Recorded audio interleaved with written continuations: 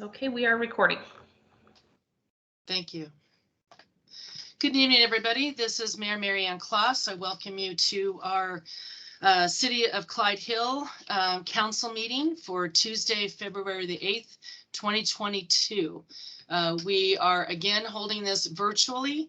From my healthcare perspective, we're starting to feel the other side of the Omicron surge, but we obviously are still operating under our emergency proclamation due to the COVID-19 pandemic. So I appreciate everyone's support while we all try to keep everybody safe.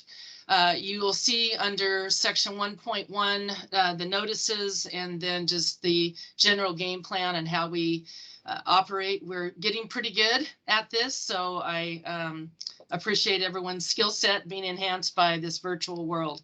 Again, it's very best if you are able to go to the little smiley face with the hand on it, usually on the upper portion of your screen, and raise your hand at the if you have a question, comment for the council members, and then we'll open it up for public comment here. So if that's not something you can achieve, then just make sure you get our attention and we'll do our best to make sure you participate.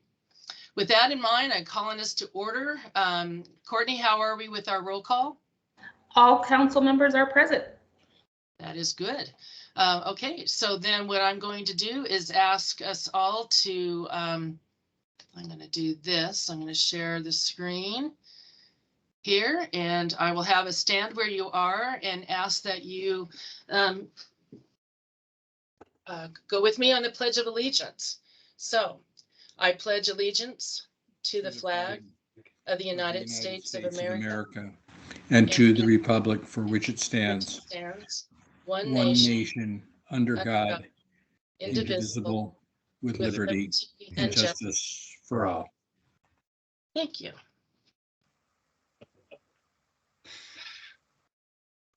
One second while I stop sharing my screen. Great. All right, so we are now under 2.1, which is approval of our agenda. I'm considering a motion to approve the agenda for February 8th, 2022. Is there a motion?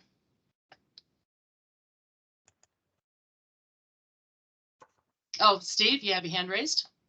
Yeah, I mean, is this the appropriate time to go right ahead. Consider the addition of an item?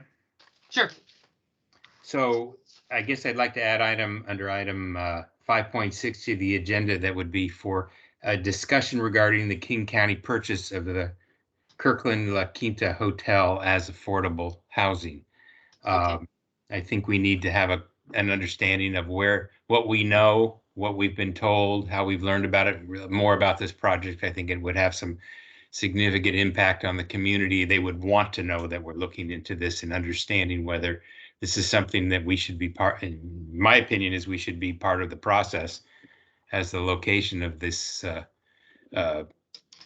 project is, it's on the border. It's down by it's a La Quinta Inn, and right. It's down Okay. by the Burkmaster. I'll add that. Basically in Bellevue.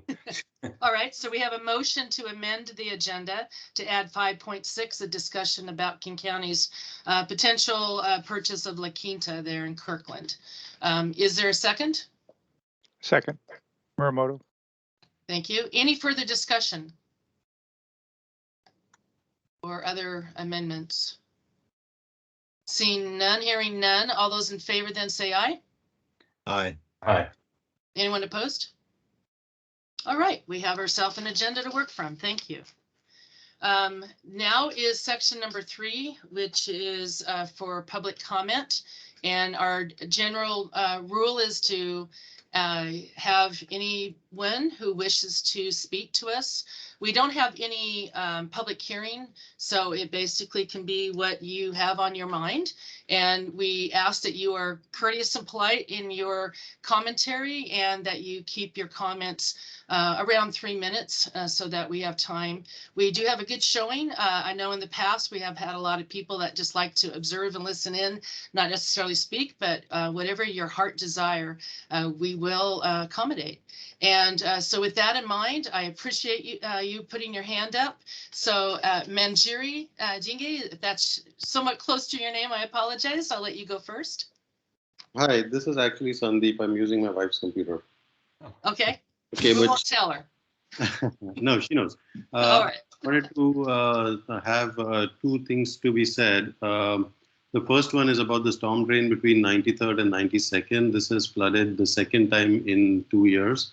Last year, Arnie helped me. This year, Sean helped me. So I was hoping that the city has some plans for not letting that happen again and again. Cleaning out and drying out crawl space is expensive, and it causes structural problems as well to me. The second thing I wanted to talk about is part of the agenda, which is the traffic at 92nd and 28. I am the property owner over there. Based on looking at the solution, it marks as the hedge needs to be cut down completely, which I am completely against because I've already cut down a lot of hedges to improve the view, and I've lost privacy. Cutting this hedge will completely lose my privacy. It'll also get rid of the physical barrier, opening up my yard to the street. So more chances of children and toys and pets running out onto the street, compounding the problem.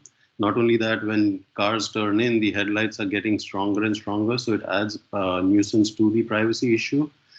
Cutting down the hedge is not going to slow people down because they accelerate downhill, and it's actually going to give a false sense of security. Essentially, cutting that hedge is going to penalize me with no upsides. I think the focus should be on trying to slow them down when they're trying to take a sharp turn. Line of sight by the city's own report, I think January or December, has been mentioned as relatively well preserved. So I don't think I should be penalized to have the hedge cut down, which is going to be a huge issue for me. And with all those above mentioned aspects, is going to affect property as well. So I think that option should not be considered at all. In fact, I'm surprised that all the option number ones for all traffic problems that have been mentioned are getting rid of foliage and vegetation, which I think is wrong. So I would urge that option to get rid of hedges or foliage should not be considered at all. Alrighty. Thank you. I appreciate your comments. Anything further? All right. Thank you. I appreciate that very much. I'm going to continue to look down our list and see if there's another resident who wishes to speak. Thank you. I see Pam Phillips. Your hand is up. Yeah, thank you. Mayor, city staff, and city council. First of all, can you guys hear me? Yes, very well. Thank you. All right. Following last month's lengthy discussion regarding city code enforcement and specifically complaint-based enforcement, I was shocked that the city chose to remove a portion of my hedge due to a complaint from a non-impacted neighbor. I'm frustrated and angry with the city's failure to comply with their own processes. I have lived in Clyde Hill for 16 years, and I've volunteered my time as treasurer of our HOA for 8 of those years. I specifically chose that position because I wanted to get involved in my community and I wanted to get to know my neighbors. I now have a vengeful HOA resident who has filed a complaint against me in retaliation. I'm not trying to be a difficult resident, but as the mayor and the administration continue to preach enforcement by materially impacted complaint, I just can't find closure on this situation. So, as a result of the complaint against my hedge, city administration grandfathered a portion of my hedge, but deemed a small portion of newer plantings to be a violation. These were required to be removed. The complainant lives nearly 2 blocks away and is not impacted whatsoever by my hedge. While the administration tries to claim that this was not a result of the complaint, the notice of violation that I received from the city states, this letter is in response to the living fence complaint submitted to Clyde Hill. So either they are enforcing a complaint by a non-impacted neighbor, or they are proactively enforcing code against a hedge that causes no safety or view problems. There really was no valid complaint, nor safety or view issues with my hedge. Rather, it provided me and my family with much needed privacy and noise abatement from the increasingly busy Aqua Vista cut-through. To point out inconsistencies, I recently filed a complaint about a house in my neighborhood with 2 trailers that have been parked in their driveway. The city has a code against having trailers parked within sight. One auto trailer that has been there for more than a year, and more recently, a large cargo trailer. The city investigated and responded back to me with there was a clear violation at the residence. However, the city would not be enforcing the code as I am not an adjacent neighbor. This should have also been the result in my situation. I'm also aware of another resident who recently had their hedge removed. Again, a beautiful green barrier from a busy street. Yet there are equivalent hedges up and down that same street and in the neighborhood, including new construction with new hedges in the right-of-way. There are many more examples, including city administration flip-flopping on the rules, but I only have 3 minutes. So what is it? What is the process that the city actually follows? I've heard many times from the mayor and city administration that Clyde Hill does not have the capacity to proactively enforce code. There is no consistency, and at best, this is selective enforcement, but teeters on ethics and abuse of power violations. I ask that the city get its act together and provide clarification to its residents and stop with the selective enforcement. Thank you. Thank you, Pam.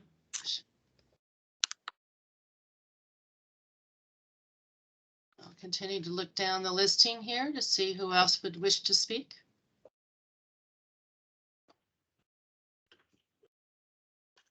You can lower your hand, Pam, if you're able to.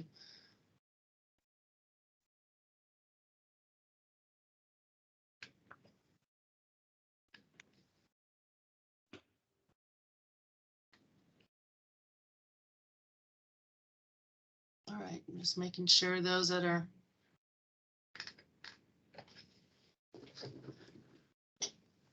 All righty. Oh, there we go.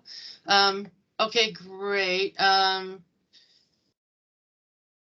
it looks like you have a comment. We're going to get ready to close the public. Oh, yeah, no, I just didn't get Mandeep's address. I was just kind of wondering, I completely missed the location of his house.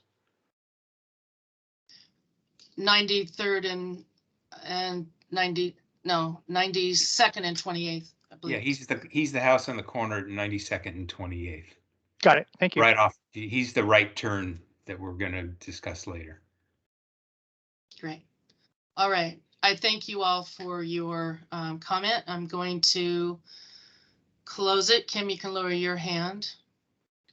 And I'll make sure I get with the city staff and see what we can do to further explain and further get some responses back to the 2 that have spoken. Thank you. We have no presentations for item number 4.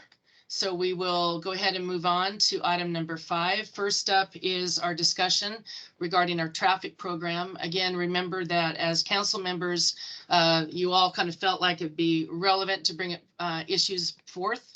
We had a couple of topics that we asked our expert, Eric Shimizu from DKS Associates, to look into and make some suggestions back, if you will. I hope that you've had a chance to read the traffic memo that was listed in your packet. I think that gives you some good information about where we are with our speeds, up or down or otherwise. And then we have the traffic inquiry also that was brought forth. Eric, what would you like to reinforce for the council, please? And thank you and welcome back. We always enjoy having you. All right, thanks. Let me bring up, I don't know if you want to bring up the memo. There it comes. All right. I took a look at the, just this, one of the things was to just take a look at the speeds. And since we had some historical data going back to 2016, I took a look at, you know, what are the trends as a big picture rather than getting down into the weeds. We have a lot of different data that was collected. But what I noticed were that in general, the speeds fluctuated within the 85th percentile on most of the corridors. You could see on 14th Street, the speeds were pretty high, relatively high in 2016. And obviously for, you know, seasonal variations, you're going to have these fluctuations in speed. So it kind of also depends on when the volumes are collected, and how much data we have to be able to analyze. So that'll be one thing that we take a look at throughout the years. So it's also in context of, as we've tried to make some changes within the traffic program, we've seen some of those speeds come down, and that was really the goal. One part of the goal was the cut through traffic, and really the bigger plan was to get to a point where we were getting the speeds or the travel time down around 3 minutes slower, so that it would then naturally all the programs and the apps people are using would send them over to Bellevue Way. That was the whole goal. But part of the backup was also on 520. Since the improvements have kind of continued to occur on that corridor, Bellevue Way does tend to be the predominant app choice for routing on Bellevue Way over to 520. So we saw a reduction in a couple locations of the speeds, and if you continue down, you could see what those speeds are for 25 miles an hour. When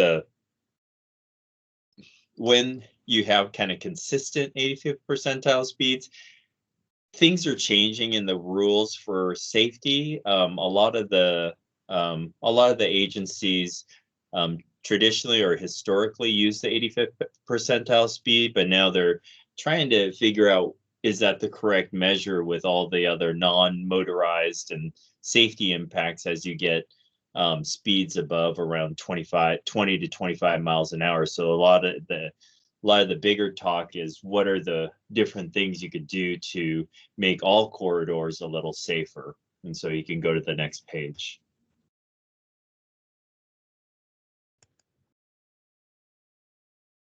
And so you'll see on 24th, their speeds were a little bit higher than 30 miles an hour.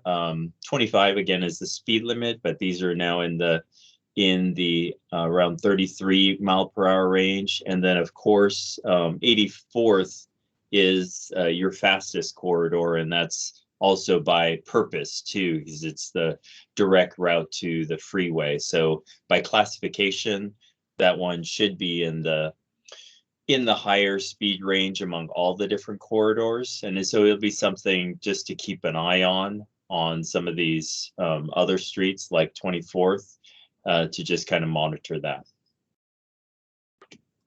And then 92nd, there's a number of different blocks. And so I tried to put that in perspective so that the individuals who are within a threshold of that area can kind of see what the speeds are going from the south end up or down the page to the north. You can see how the speeds are fluctuating around 31 to 33 miles an hour. And they seem to be pretty close to the historic trends. Some are a little bit lower, some are a little bit higher. And again, those are things that probably will want to take a look and monitor. And part of it is the speeding uphill as they're coming up 92nd. So they're coming up that hill to hit towards City Hall. You see the speeds kind of increasing up to 35 miles an hour. So I guess we want to make sure that as our council, is this information helpful for you in knowing our current status? And I believe, Chief, we had talked about it a couple of meetings ago, but the threshold of tolerance, if you will, is always a fine gap. And I think that your guidance to the police department is around that 5 miles per hour mark, is it not, where for sure they would be expecting to be ticketed for that? I don't know if they're expected to be ticketed, But they have lowered their threshold. Again, a Yeah. ticket's all based on discretion as well for the officer, and but they are stopping a lot more vehicles. Yes. I have noticed that, and our ticket count this month is skyrocketed. So they are out writing a lot of speeding tickets, school zone tickets, and stop sign violations. Right. And then Eric, I would think that our volume just in general is picking up as more and more people are sort of heading out of remote land and back and out and about. So that has a big impact as well. Yeah, that's what we're seeing as a macro that's happening. There's more. We've seen at least the main arterials and the freeways. The volumes are picking back up. Sometimes the smaller roads and local roads, they stay pretty consistent. But yeah, that is the trend. All right. I'm sorry, I don't know whose hand went up first, so I don't know if you care, but I'll just call on Steve first. Okay, thanks. If you look at 92nd, it's interesting. There's two questions I have and maybe a comment. We have the how fast are you going signs on 92nd north of 24th coming down northbound coming down the hill, and it flashes and tells you you're going too fast, and then that's an area I thought we had an ability to monitor, or we're trying to make sure we improve or maybe fix something to monitor the speeds coming down at that portion. That's about 26 or so. The second is the 3000 block, and I know, Chief, you guys patrol that area a lot. That 85 percentile number has noticeably increased both northbound and southbound from the last few years. I mean, that's a big increase, 27, 28 miles per hour to over 31 and higher. So that would suggest an issue, and that's a little bit of what relates to the issues we're going to talk about when we get to the Aqua Vista stuff. Well, yeah, there's a couple paired engineering things that we had done also on the 92nd block. Previously, I'm just going to share one of the safety issues was that before you could take a northbound left onto what is that road? Now you have to use the roundabout. So I could see why they're getting more comfortable with the speeds, because there's nothing restricting it. Before, you would get stopped or slowed down. And so now that restriction is off, but I would tend to believe that it is a safer movement than having to have conflicting lefts going across that. And that was one of the other reasons why it helped our travel time to, with the algorithms and other things that the units are using, it makes the travel time a little bit longer, but it makes the overall trip a little bit safer. So you're suggesting that because we have the roundabout, the speeds are up, but they're just still taking people longer because they have to go to the roundabout instead of making the left turn, I think, onto Points Drive. Correct. Correct. Well, yeah, I just wanted to make sure, because that was one of the safety issues that existed before that now no longer exists, because you don't have the that conflict point, and it improves just general flow because they have to slow down when they go around the roundabout. So, and the chicanes. Yeah. so we don't, and then I guess we don't have any ability to measure the speeds coming down the hill from 24th, which I think is an area of concern because it's hard not to go too fast. Yeah, It gravity is Right. is one of the most amazing factors in speeds, at least through what we understand. So, okay.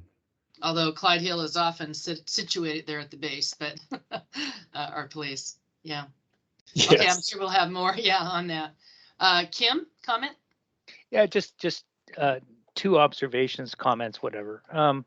I think it's to the chief's point.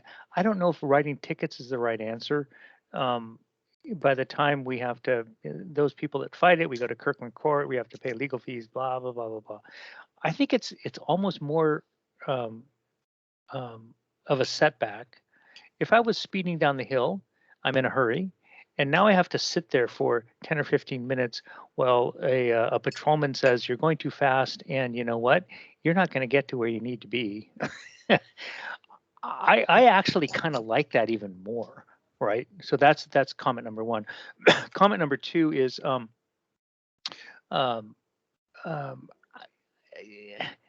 anything we put at the bottom of the hill. I almost went to a point of, what do we put a roundabout like Aqua Vista? But then I can just imagine people like plowing down, and now we have destructive mass in the middle of the roundabout when people miss it, drunken drivers, whatever, that go careening over that roundabout. I'm sure there's some legal issues, but anyway, I kind of am supportive in the net of the chief not writing tickets for everybody, but I think that just a strict talking to, I think that does even more than a ticket. So my comments. The bottom line, and I'm sorry, and I would agree too. We do a lot of warnings or whatever, and it's trying to find that balance though between warnings versus Absolutely. infractions. Right. So. Thank you, Chief. Right, and I think our conversation a couple months ago was, I know that when I moved in to Clyde Hill, it had a very strong reputation. If you went 2 over the speed limit, you would be expected to be pulled over, and whether it was ticketed or warned. And we kind of have stretched that now to where there's, we said there's a tolerance now in the 30-31 range. And so we wanted to try to see if there's a way to bring it back. And you're right, whether that's a ticket or whether that's a warning, we just want people to know we got eyes everywhere, and we want people to hopefully personally slow it down. Yeah. Okay, and then Eric, the other issue, which I know was brought up before on that 92nd and 28th area, I think you have some thoughts, and to be looking to council to let us know kind of which direction we want to go. So I think you scroll down, whoever's running that. There you are. Could scroll a little further down.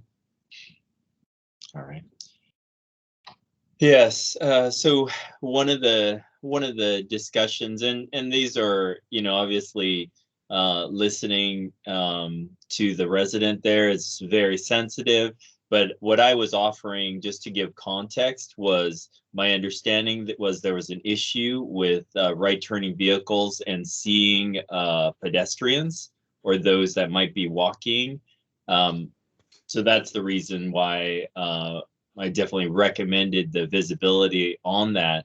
If it can be improved, the vegetation or being able to see them would help with that visibility. The other thing, the other comment on this was that people are cutting the corners. So there are some other tools and other items, and these are just, you can have an extension of RPMs that allow you to create a radius so that they're pushing further out away from the curb. So it gives a little bit more time or notice to be able to see pedestrians or people walking their dog or bicyclists or any non-motorized, folks that are walking along that roadway.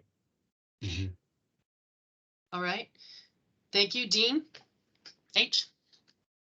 I have a question, Mayor. You said that you were looking to council for direction on what? I just want to make sure I understand roles and responsibilities. So I think we have an opportunity here is if if we wanted to do something on this corner, as was previously asked of us, I'd be curious kind of which direction do we feel comfortable in advising?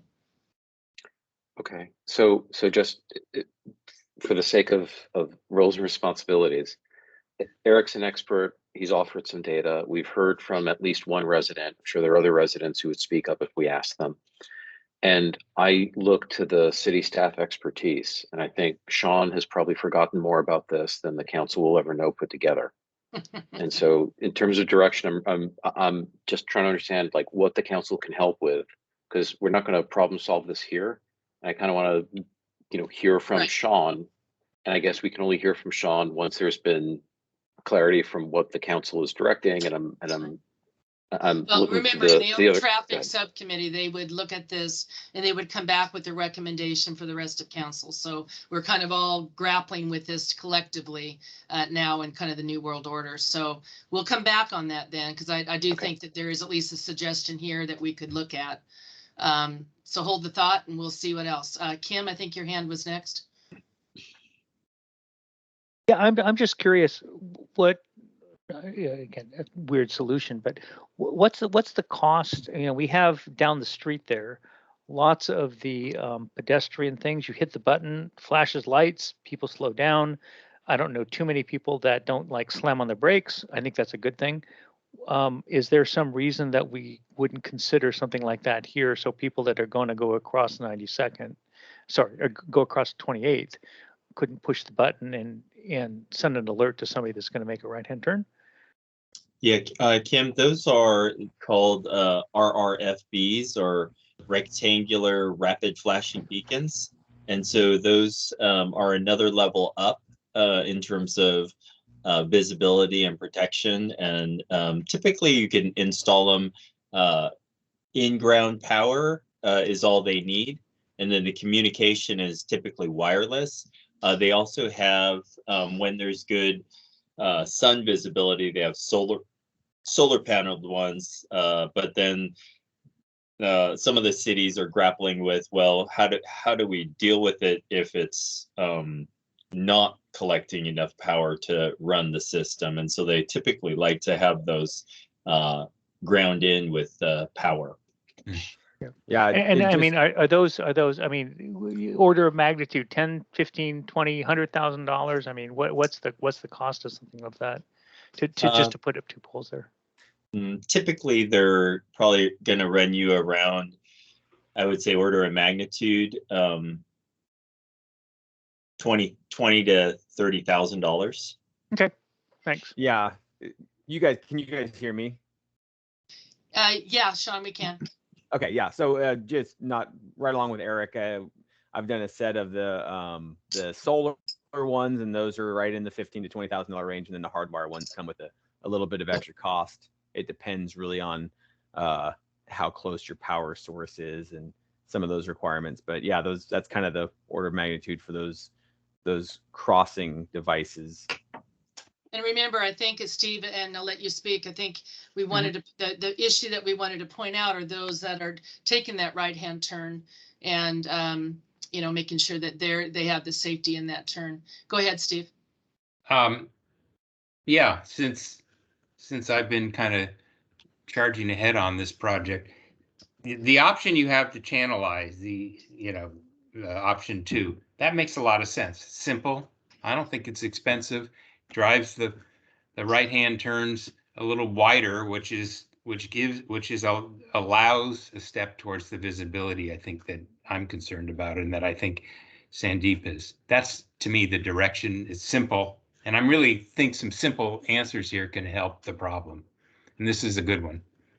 Well, I did do a lot of engineering. Of course, you'd want to make sure your radius is good and you have other things. What I was tasked with is firsthand look. What do I look at without understanding all the other context? What could I do that would be low cost? And I think about drainage and walkability, making sure you're not blocking the pathway, and then making sure you would have adequate lane width on the side street, and then increased visibility. So those were the things that I was trying to help with.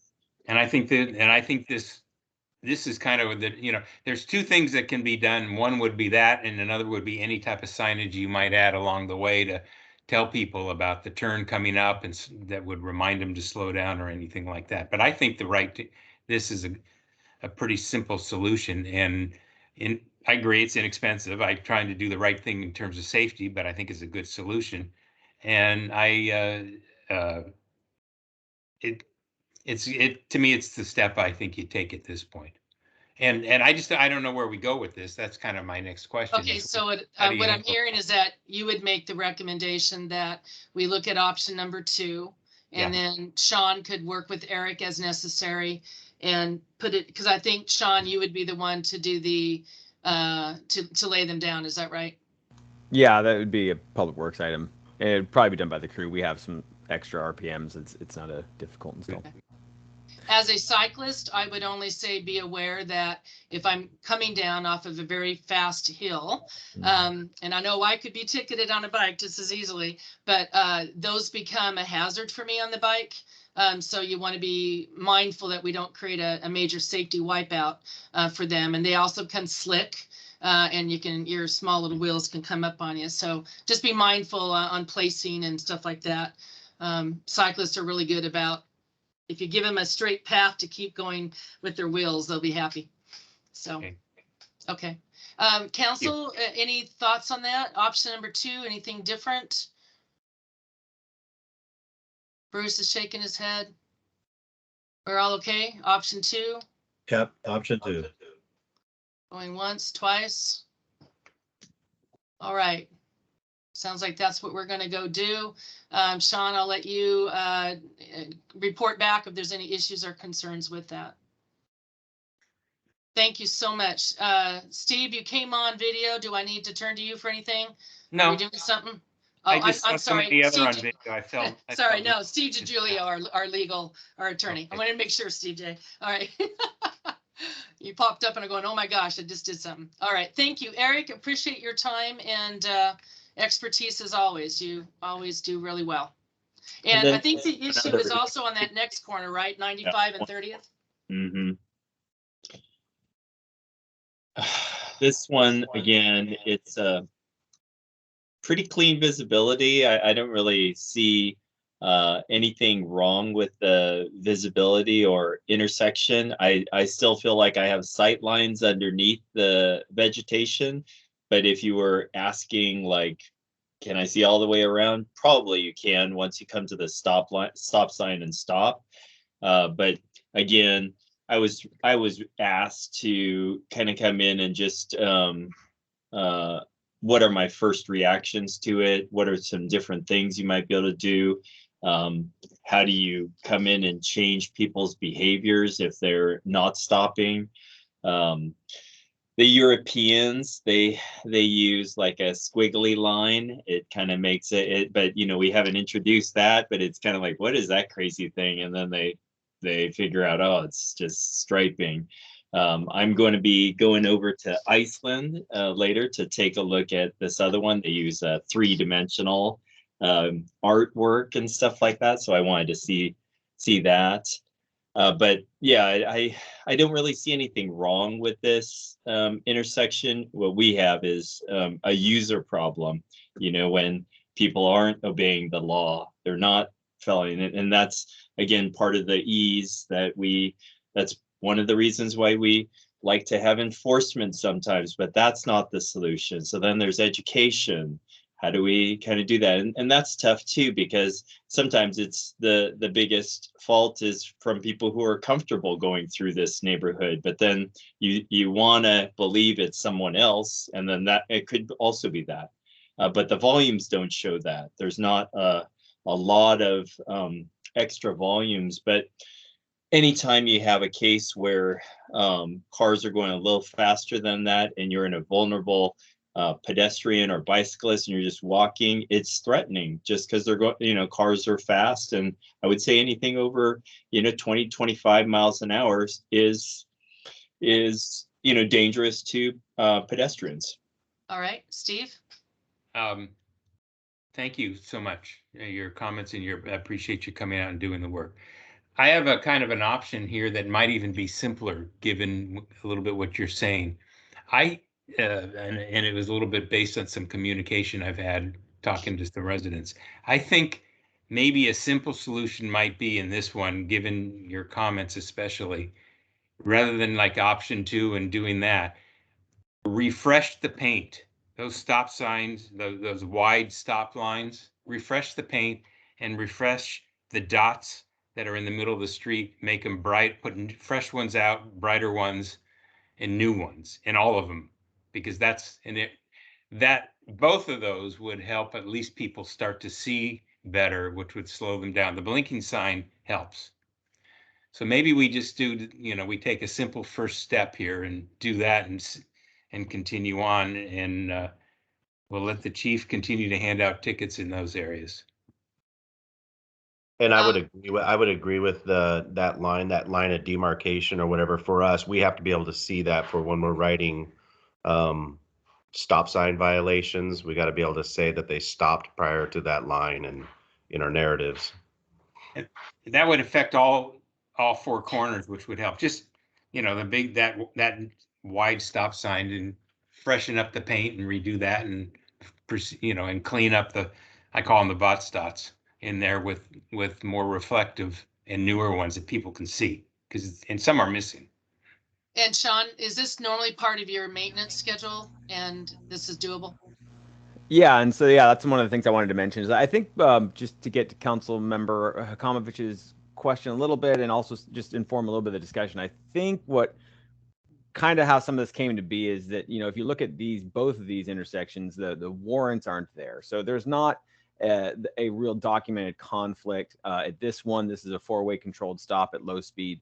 There's no warrant, there's no safety, there's no real issue per se, because if all the things are acting the way they are, then this is a safe intersection. This is something you generally wouldn't look at in a typical situation. The reason that it came up is because there was some particular complaints, and so that we were asked to go forward and look at those and provide options. So that's kind of how this came here.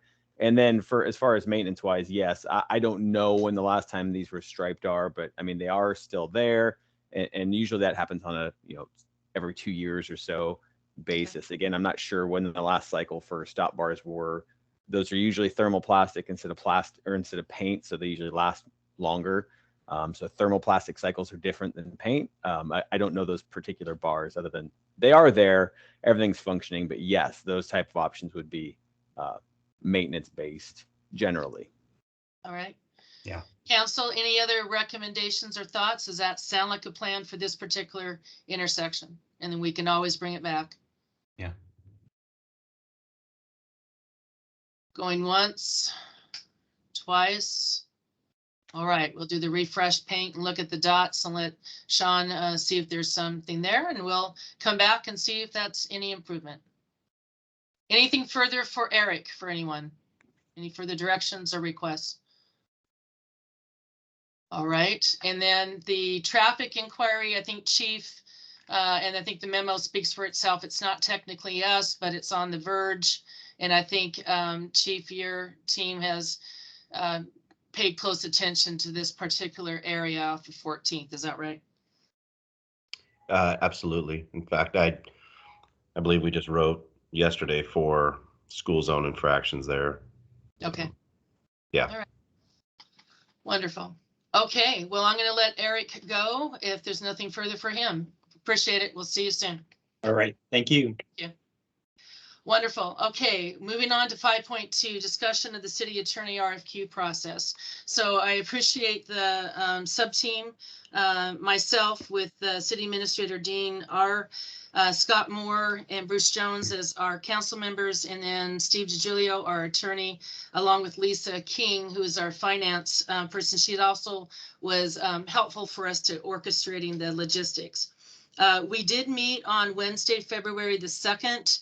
For about 90 minutes. We looked at the packets that had responded to our RFQ. Pleasingly, all of us basically came to the same initial conclusions for the top 4. that we found met our initial review. And we are now in the process of identifying dates and times by which to invite these 4 firms to come for an interview. And we actually also looked at questions that we would be asking them. So we have some comparative back and forth with their responses. And we're hoping that we can get this interview session taken care of by the end of February. Our real hope is that we can have that choice made and brought back for your contract approval for the March meeting. We are forging ahead at lightning speed and appreciate everyone's time on that.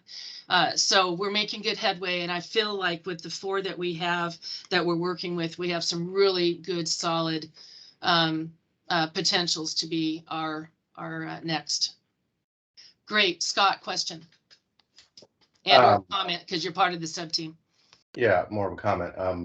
I agree with your assessment of where it's at. I see further down on the agenda, we've got this contract for Foster Garvey. And in looking at that, there's no termination date on that proposed contract with Foster Garvey. And I'm just curious as to why that's the case, since you just stated that we should have a new law firm in place by March. We learned about Ogden Murphy's letter agreement back in July, and we didn't kick off an RFQ process till almost the end of the year. Here we are in February, and I'm just curious why that Foster Garvey letter agreement doesn't have a termination date a month from today. It's a good point, and I don't know if it was intentional as much as we weren't sure on the timing, at which point we would have the new city attorney identified and signed on, in which case then the interim attorney would then step away. Steve, I'm sure you have a better answer than I just gave. Very simple answer, Madam Mayor and Councilmember Moore. Under the rules of professional conduct, a client can terminate an agreement with the attorney at any time without notice. So I'm aware. Yeah, thank you. So we are out of here as soon as you say so. Well, okay. So let me just follow up. That's all well and good, but once the council approves a contract with your firm, the decision to terminate your firm would be with the mayor, not with the council. Is that correct? Typically, yes, unless the contract says otherwise. But as because the mayor is the CEO of the city, that would be the decision. Unless the contract says otherwise. Yeah. Thank you for making my point. I'll come back to it when we get to that part of the agenda. Thank you. Great. Okay, so is there anything else to contribute or comment on where we are with the attorney RFQ? Seeing none, we'll progress on. We're looking at the 5.3 discussion. This is the Council Rules and Procedures Work Group, and they have an update, and you see a memo that's in the packet. I appreciate Dean H. and Bruce going to work on this for your input and comment. So take it away. Bruce? Well, we're going to tag team this a little bit. We have met several times since the last meeting in January, and we're kind of getting our feet on the ground. We spent good time looking at the Medina version of bylaws. So Dean put together a great summary of that, and that is what you're seeing on the 2 pages as to how we're thinking we want to attack the problem. We're going to break it down into 3 different sections that he wrote up towards the bottom of page 1 there on the approach. And we want to start talking a little bit about our plan. Probably in the next meeting, we'll have a kind of a top level view of where we're at and the types of topics that we're thinking about fall into these different categories, and we want to put that out for your consideration. We should have kind of an idea of a timeline along with that, and if we have time at the next go around, then we might try to hit one or two of the easier topics and put them out ahead of the meeting so you have a chance to think about what's proposed and kind of see how that process works. And I think our purpose here was just to see how you felt about that concept, kind of move through this in a number of steps rather than somehow have us spend the time to craft a draft document, but work through the elements of it before we put such a thing together. And in a sense, that's kind of the summary. Have you got some other comments, Dean? No, I think you've covered it all. I'm kind of open ears to the rest of council around the approach, if there's any feedback or preferences. Thank you. What do you have as a reaction, team? Scott? I like it. I guess my question is, what are the next steps in terms of, ratifying this and putting it into action for future council meetings? So I'll step in here. I think that Bruce and I would like to bring what we'd call a V1, which is a very light, minimal. Here's the purpose of the document. Here's how to modify and suspend it. Here are 2 rules that we think would be somewhat non-controversial, and essentially you can see the structure. It's the framework is there with some substance, and put it up for discussion and approval.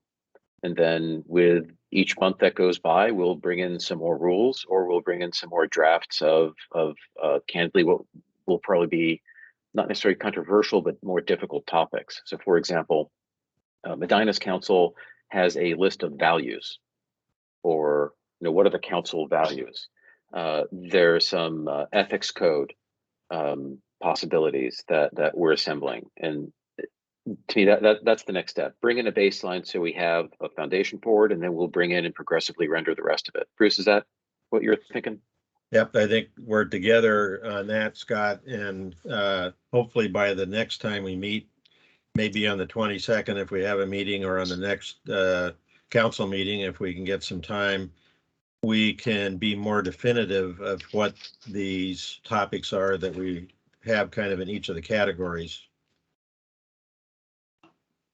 Okay. Kim, your hand's up.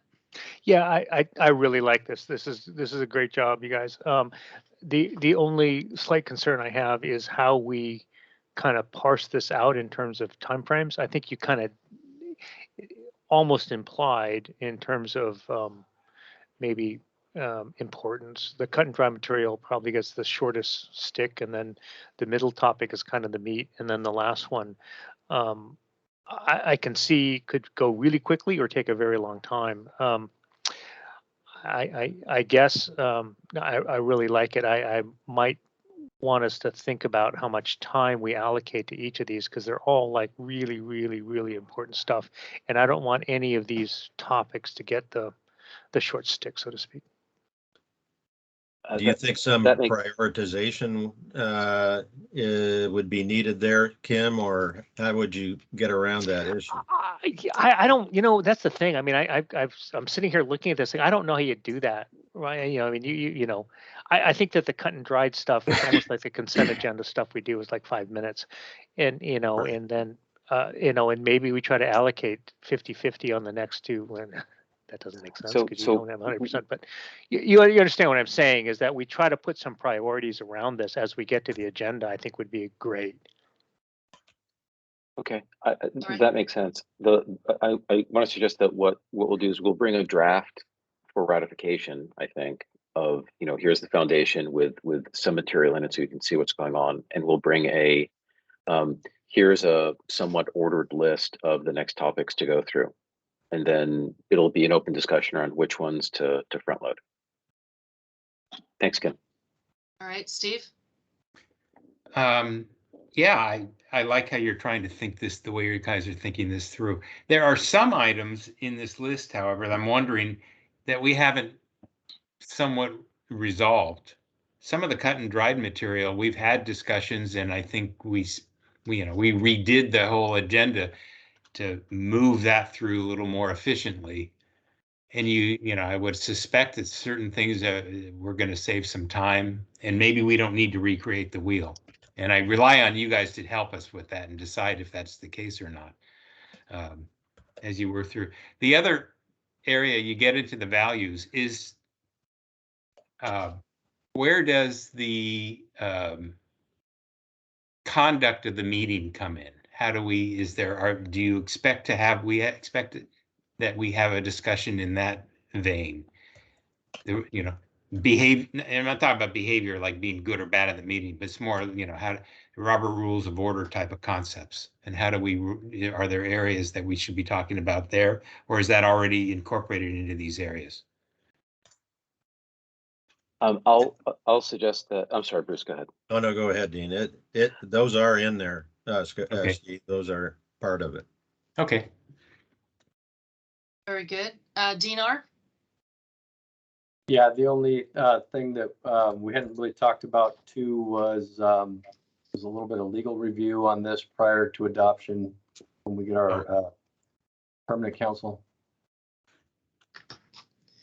Right. Steve DiGilio, is that, what would your advice be at this point on that?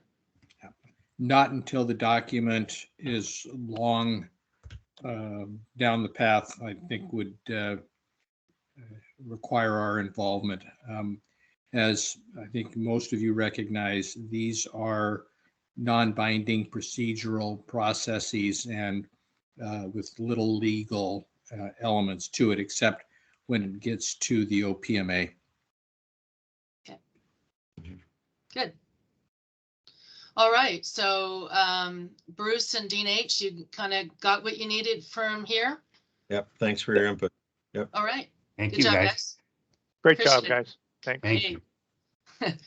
I can even envision if you had to set up for like even a study session or something, so you can just crank out some higher topics that might take a length of time. That's something to consider.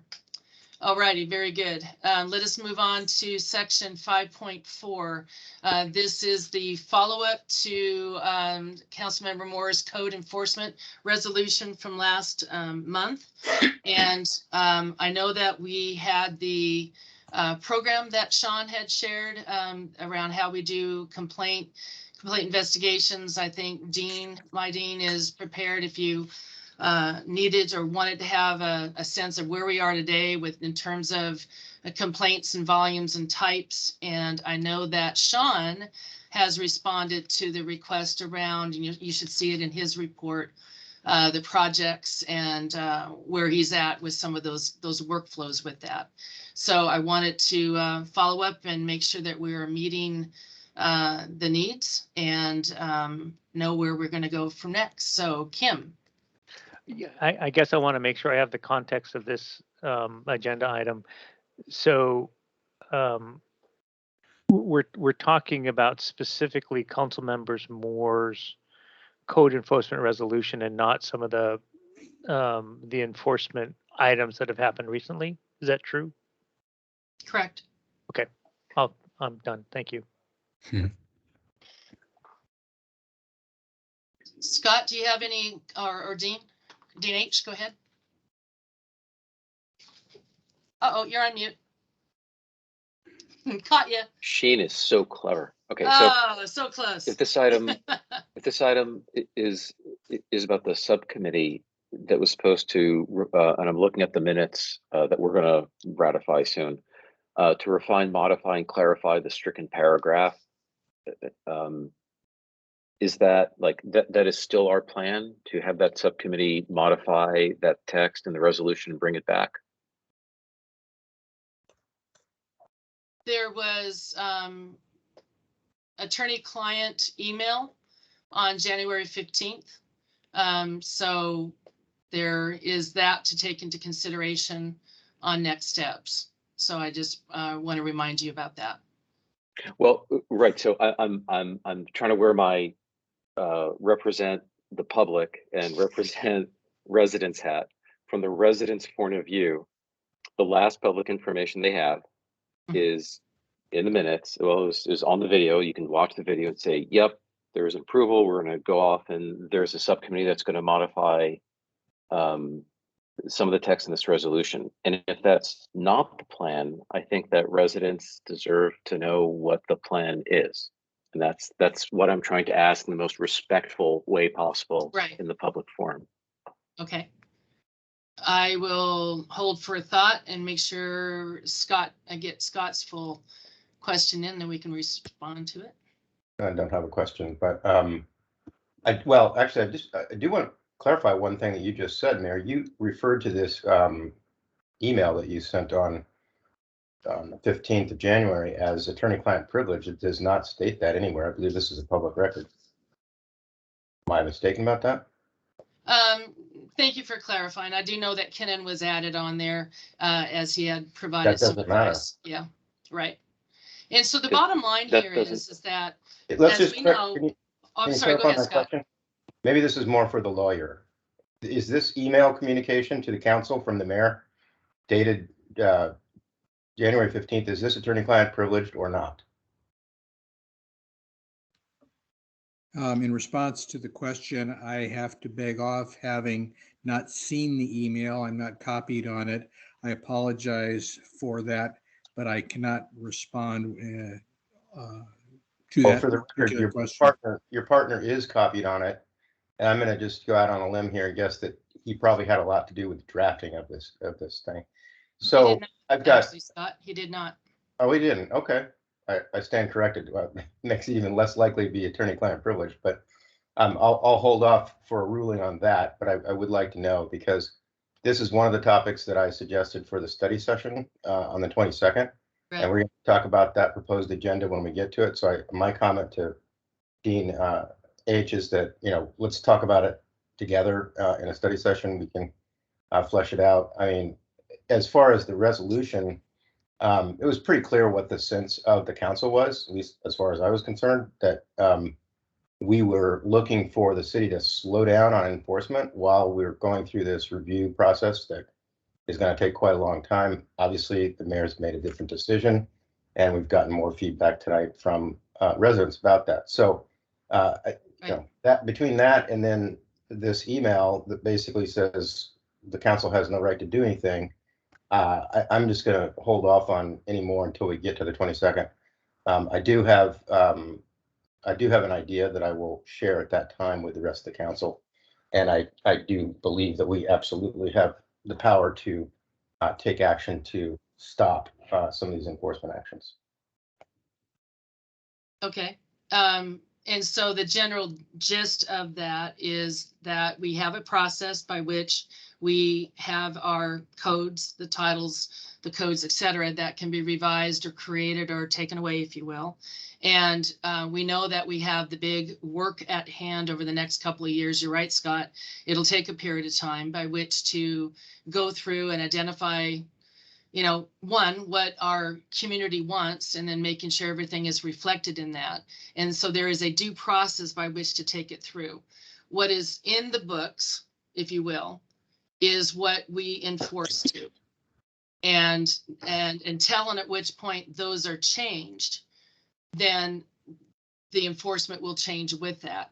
And what you're proposing is to say, oh, well, while we're opening up, all these different titles and sections, if you will, let's just not enforce against that. And that is where the one part of advice that Kennan had given to me and us was that, no, what is done normally is that you have the code and you enforce the code until at which point the code has been changed. And so that's kind of how I run the process. That's equitable, it's fair, it's what people know, it's what's in the books and what we can point to and guide. So that was the direction. I do appreciate what Scott said, because I do think we can have really good opportunity at the future study session and be able to kind of dig down and dig deep on that as well. But I just wanted to add clarity to what I had put down in that email. Let me see. I apologize if Dean, I think, yes, Dean H. Sure, I'm not sure. Sure. If someone else has their hand up, they should go so that I don't go twice before someone else gets to go once. I don't know who else there has it their is. hand up. Sorry, Scott, hand up. Okay. Hmm.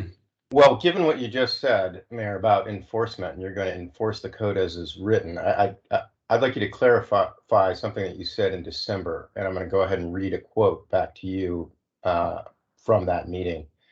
You said that Clyde Hill has, quote, a lot of nonconformity against our codes and our community, and we would better need to hire a boatload of people, and you're going to have a lot of disgruntled residents that are going to be forced to have to make significant changes in order to bring it up under the current code, unquote.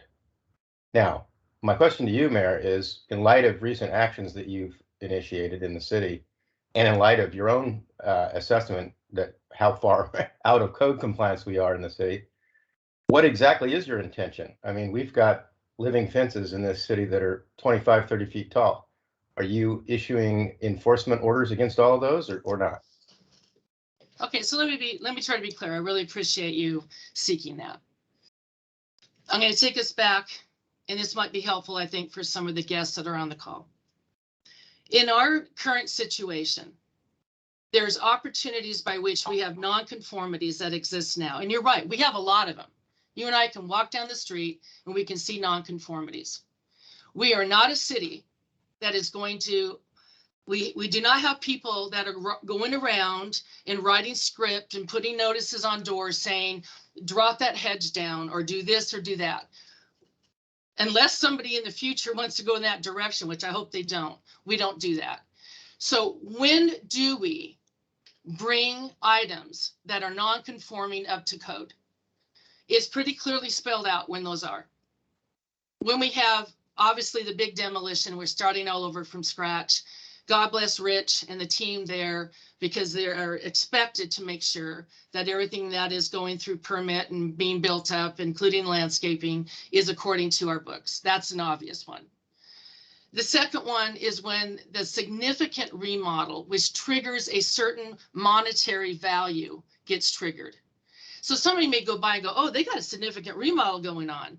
It may appear like that, but until you know the dollar sign as it triggers into our code, it may or may not. But if it does, then at that point, things are supposed to be brought up to code. Then there is the legitimate complaint, if you will. And we talked about that last time. And when those complaints come in, then we make sure that it is legitimate. I'll just say legitimate complaint, materialistic complaint. And then we go look at the code and then we bring people up to that. So in the other opportunity is that when we see that there is a non-conforming and somebody has done something to increase the non-conformance. That was the case of Pam Phillips, which she spoke earlier. It wasn't that we went after the original head on the complaint. That complaint was just dismissed. It was the fact that there were additional trees that were planted that increased the nonconformity. So those in this moment would be removed. Then the so the demolition, the significant remodel, the complaints, and then not to increase the nonconformities. So when we have those opportunities that present, then we look at our existing code and we make sure then that we bring those up to code. And so what I'm saying is, as those opportunities arise, and not that I'm seeking to do it, but when they arise, then that's when we go and we make it conforming. That's what I mean by that.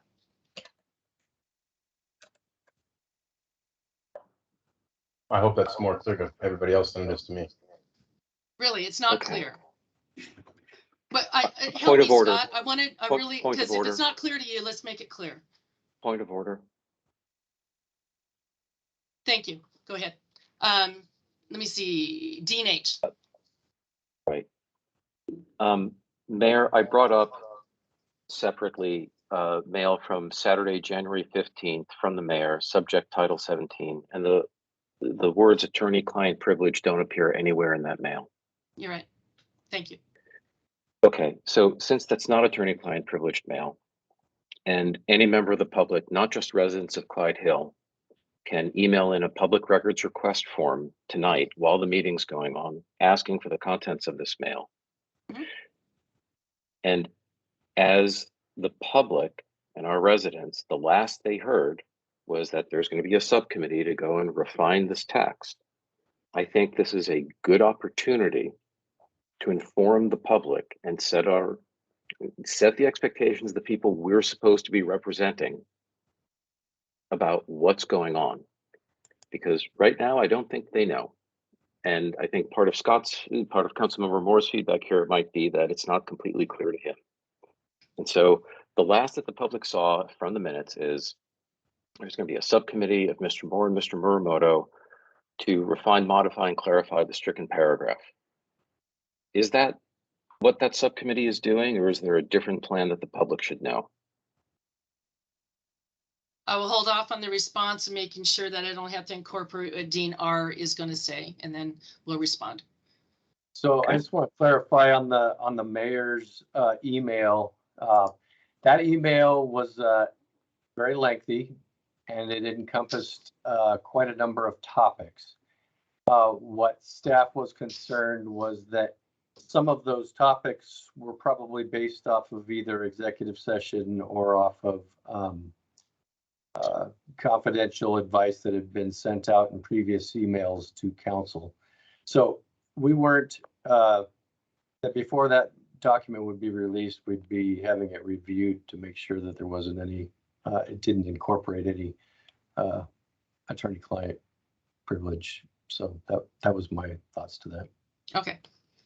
So I think what's best to ultimately respond to Dean H's question is that if Scott and Kim, as I stated, were to get together and want to review the chapters and the titles and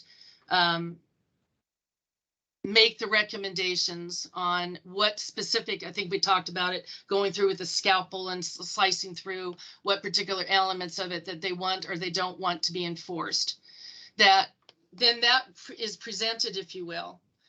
Then the process, as you all well know, how codes get changed and revised and added, it would be waiting, if you will, for the opportunities when that comes into place. If you were wanting to say, we want these changed, if it was, I just don't want this particular element of enforced or not, then that becomes your revised resolution, is your expressed wishes.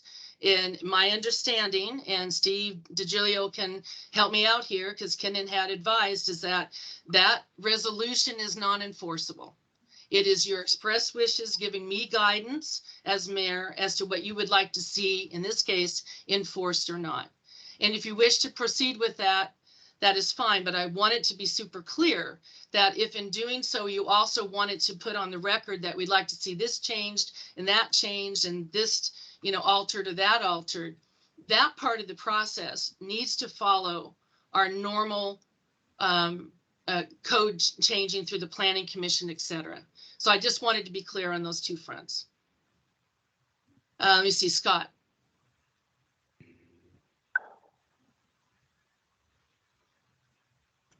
Sorry, I think you're incorrect on the last assertion that you just made, because I've spoken with the MRSC attorney who told me that it is well within the power of the city council to pass a temporary ordinance or a series of temporary ordinances that would change enforcement while this review is going on. Now, that lawyer could be wrong, and I could be misstating what the law is, but we have a lawyer on the call here, so maybe he can weigh in. Yeah, frankly, I think that the mayor and Councilmember Moore are saying the same thing. The mayor is referring to resolutions.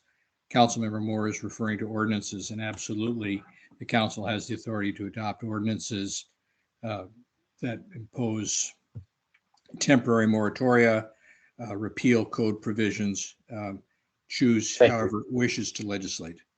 Thank you. That'll be a topic I want to discuss in the February 22nd meeting. Okay. Okay, so now Sorry, I think I the should raise my ultimate hand. question, Dean H., is that it sounds like, because we have a couple of topics that we were gearing towards special session and probably going into executive session. Scott had recommended on February 22nd. So I think that we're pushing to move this into that forum for discussion. Dean R. Sorry, I didn't put my hand down. My bad. Okay, no problem. So for this particular topic, what I'm hearing is that we are going to move the discussion and to the proposed study session, executive session. And one of the dates that was tossed out there was February 22nd.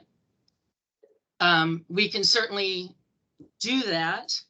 The other question is that if we are very close, which I'm hoping we are, but I can appreciate in case dates fall apart, we wouldn't be. But if you wanted to wait until our new legal representation was on board, which would hopefully be your approval of the contract in March, then we could start it all up with that new legal being advising from the get-go. If not, then we would be utilizing Foster Garvey. Dean H. Thank you. Is there anything right now impeding the subcommittee from doing its work in editing the paragraph? Technically, no, I don't believe. The question will be, I think, Steve DiGiulio, that Kinnan was making some recommendations to assist, but if the two of them wanted to go off and just kind of do the work prior to it being brought up either at the 22nd, which probably would be it, would it need any legal review, or just bring it to the 22nd and we have discussion there? Well, certainly the council is within its authorities, subject again to the OPMA, to draft whatever it wishes to. And so if two council members, one or two council members, but not three, choose to draft something to present to the council, they're certainly within their authority to do so. Obviously, we like to be sure that whatever is recommended has legal foundation, but we can't demand that two council members review their work product with us. Sure. Okay. All right. Kim? So just so I'm clear, I heard two very clear words in the definition there. You said a resolution is not necessarily binding on the mayor. So if Scott and I were to come forward with directives to the city / council / the mayor, it would have to be an ordinance change. Did I hear that Did I hear that correct? Absent the mayor's concurrence with the council's recommendation, the mayor is not obligated to follow a resolution. A resolution is an expression of the intent of the council. It is not the law. Okay, thank you. So yeah. So again, so if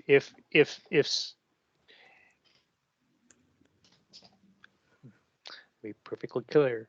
So whatever Scott and I draft, if we were to meet for like 8 hours and put together the most wonderful resolution in the world, it's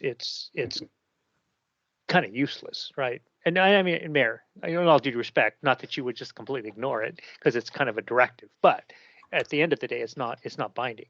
So if we wanted something to be binding, then Scott and I would need to get together to propose an ordinance, even if it was a temporary, I'll call it a temporary stay, it's probably not the right legal words, but to say, stop, let's do this, let's do nothing for X number of days, weeks, months, whatever. That would need to be an ordinance to be legally binding, and then the council would have to pass it. Am I correct in that? That's correct. Okay, thank you.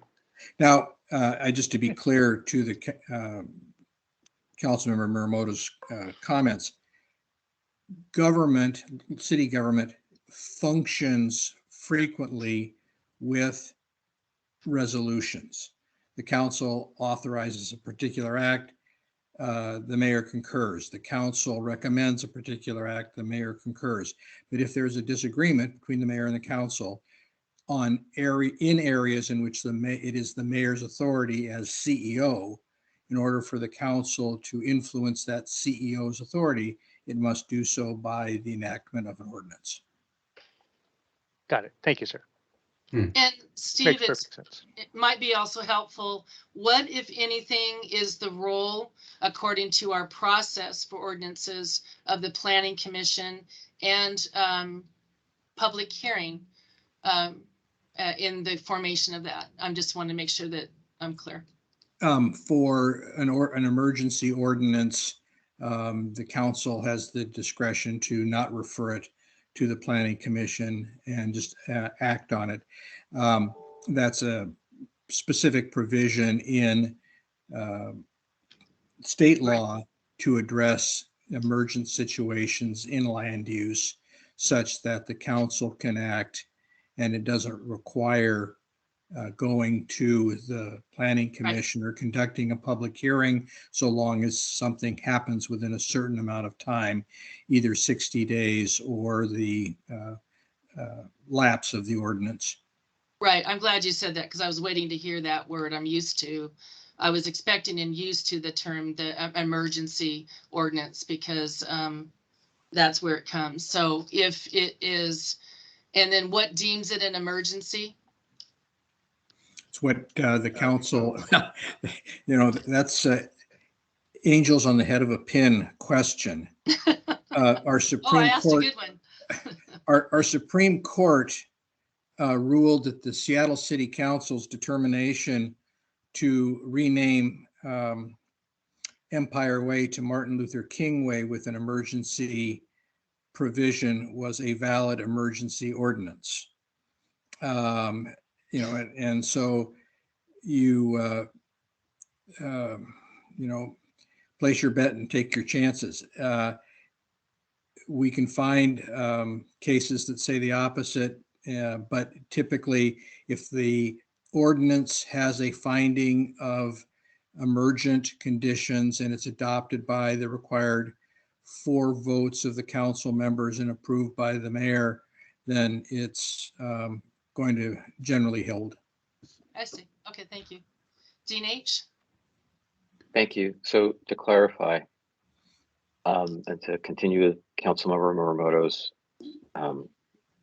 line here, if the subcommittee were to come back with an ordinance, not a resolution, that is appropriately crafted, that describes an emergency, and then describes some time-bounded suspension, and there are 4 votes, and the mayor doesn't veto, then we operate under that result. Is that correct?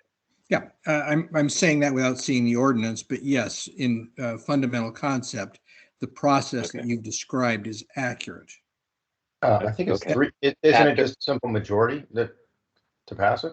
No, emergency ordinance is majority plus 1. Got it. Thank you. Okay, and then if the mayor were to veto it, then what is the procedure for the council to consider attempting to override the veto? Again, would come up at the next meeting or a special meeting called for that purpose to override the veto. Okay, and that would require Again, 3 votes, 4 4 votes, 5 votes. 4 again. votes. So if it's Right. consistent 4. Yeah. Okay, thank you. Dean R. Yeah, I was hoping maybe I could lend just a little bit of clarity to the nature of complaints that we have on file right now. We have 3 view complaints, 2 of which are against the same person, the same property. The other one is Clyde Lane, and we had a noise complaint recently. That's the extent of our current complaints. Okay. Of which we are using our current code to enforce. All right. I feel a need to move on, making sure. Dean H., your hand is still up. I had some minor questions on these. I think they'll be very short in duration. The 3 view complaints, the Clyde Lane complaint, and the noise complaint. If residents are interested in that information, is that a public records request or a simple email or something else? I don't know the process. We are just starting to create a report for that I'm hoping to actually just make it part of the council packet each month, but it's not in that format yet. Okay, I'll try that again. Do residents? There's no record to give you other than that email that I sent earlier, and basically I just summarized it. 3 view complaints, Clyde Lane access and signage, and the noise complaint just happened in the last day or two. I understand the list. There's no public record to request at this point in time. The actual complaint. So if someone wants to know what is the noise complaint, that's I'm sorry. I'm not asking for the analytics. It's the what was the noise complaint? Then it's an email or a public records request. It's an email. Whatever form the original complaint came in, yes, they would be available by public record request. By public record. Public record request. Okay. There are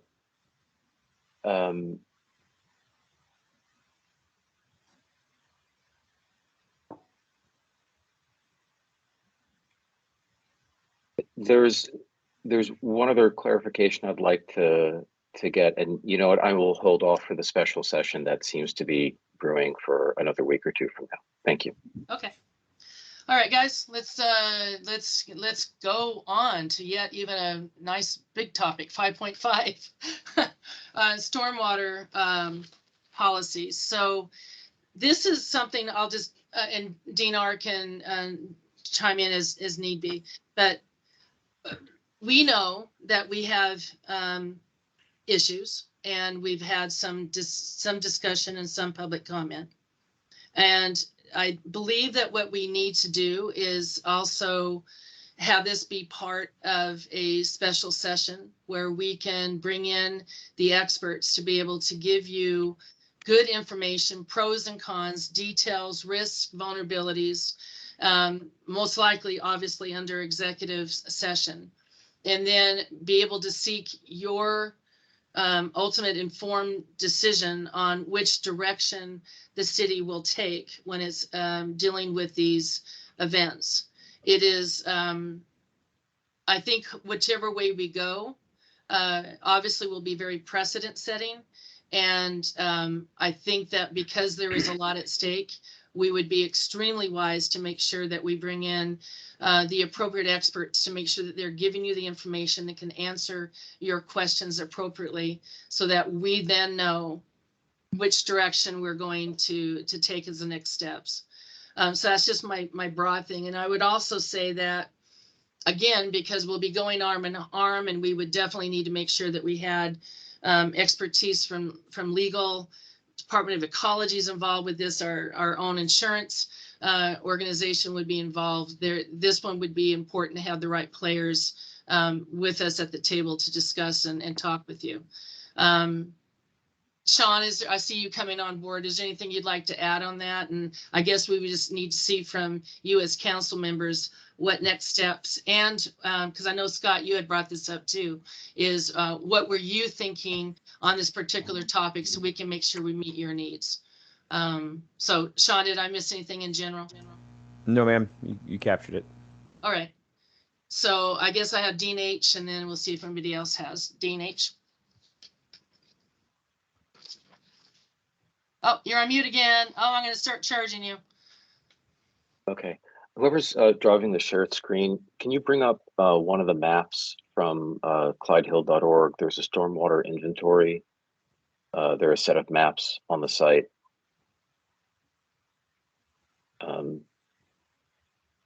Residents have access to these maps. Public has access to these maps. And they show the inventory of the stormwater system around Clyde Hill. And the question that I've gotten a few times now is, I'm a resident and I look at this map and I see lots of purple lines and I see catch basins. And the question is, how can I tell if the purple lines I see on this map that are on my property are my responsibility or the city's responsibility?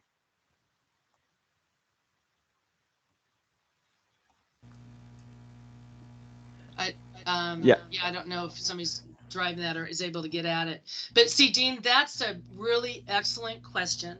And I think in our whole line of discussion, that needs to be answered if we can.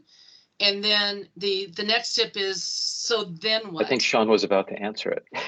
Oh, okay.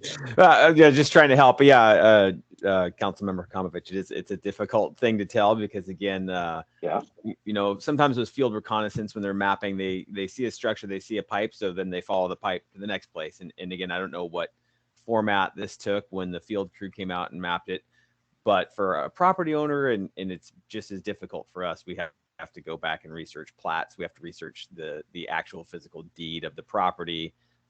So again, some of these are not so cut and dry. So basically, the city does have an inventory.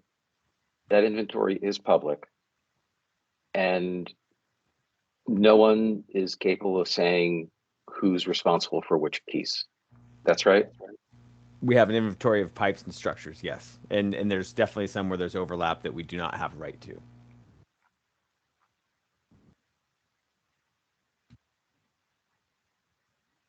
Okay.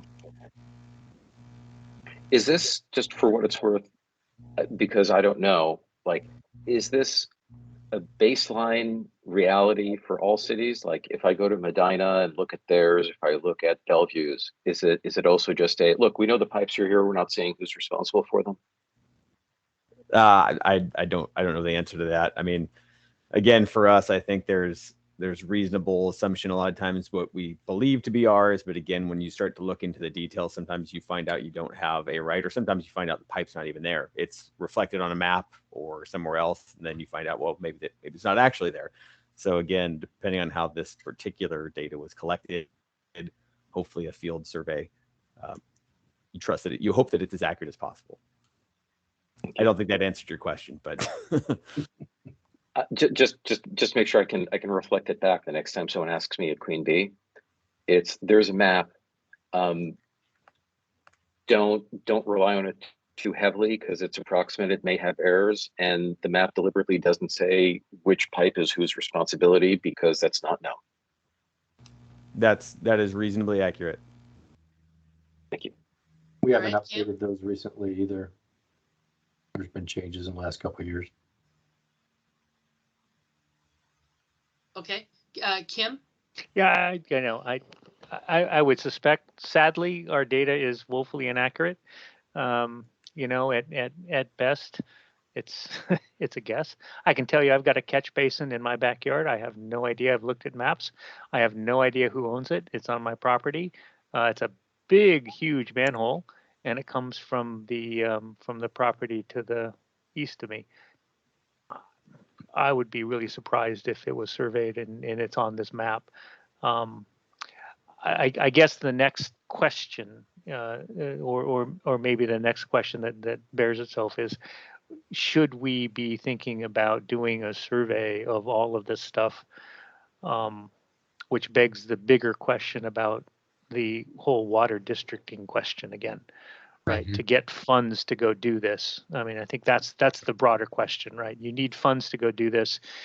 And you need probably some authority to go do that, which is a water district, which is cost and taxpayer money and so forth and so on. Maybe that's another topic for another council. Maybe it's for our offsite too. I'd like to bring that up because I think it's a great question. One will beget the other potentially, so I can appreciate the question for sure. Okay, so how would you guys like to proceed then? I'm not sure with all that we just talked about in the prior topic if we're going to be able to get it all in on the 22nd, but I think that what you're asking for is making sure we have all the right players that can really give you some information and answer your specific questions. I think ultimately what we and looking at Sean, we need to know is the direction that this city is going to take. And that has to be determined after you've had some informed decision making going on. So are you willing to then take this underneath of an executive session and work it as a special topic? Steve?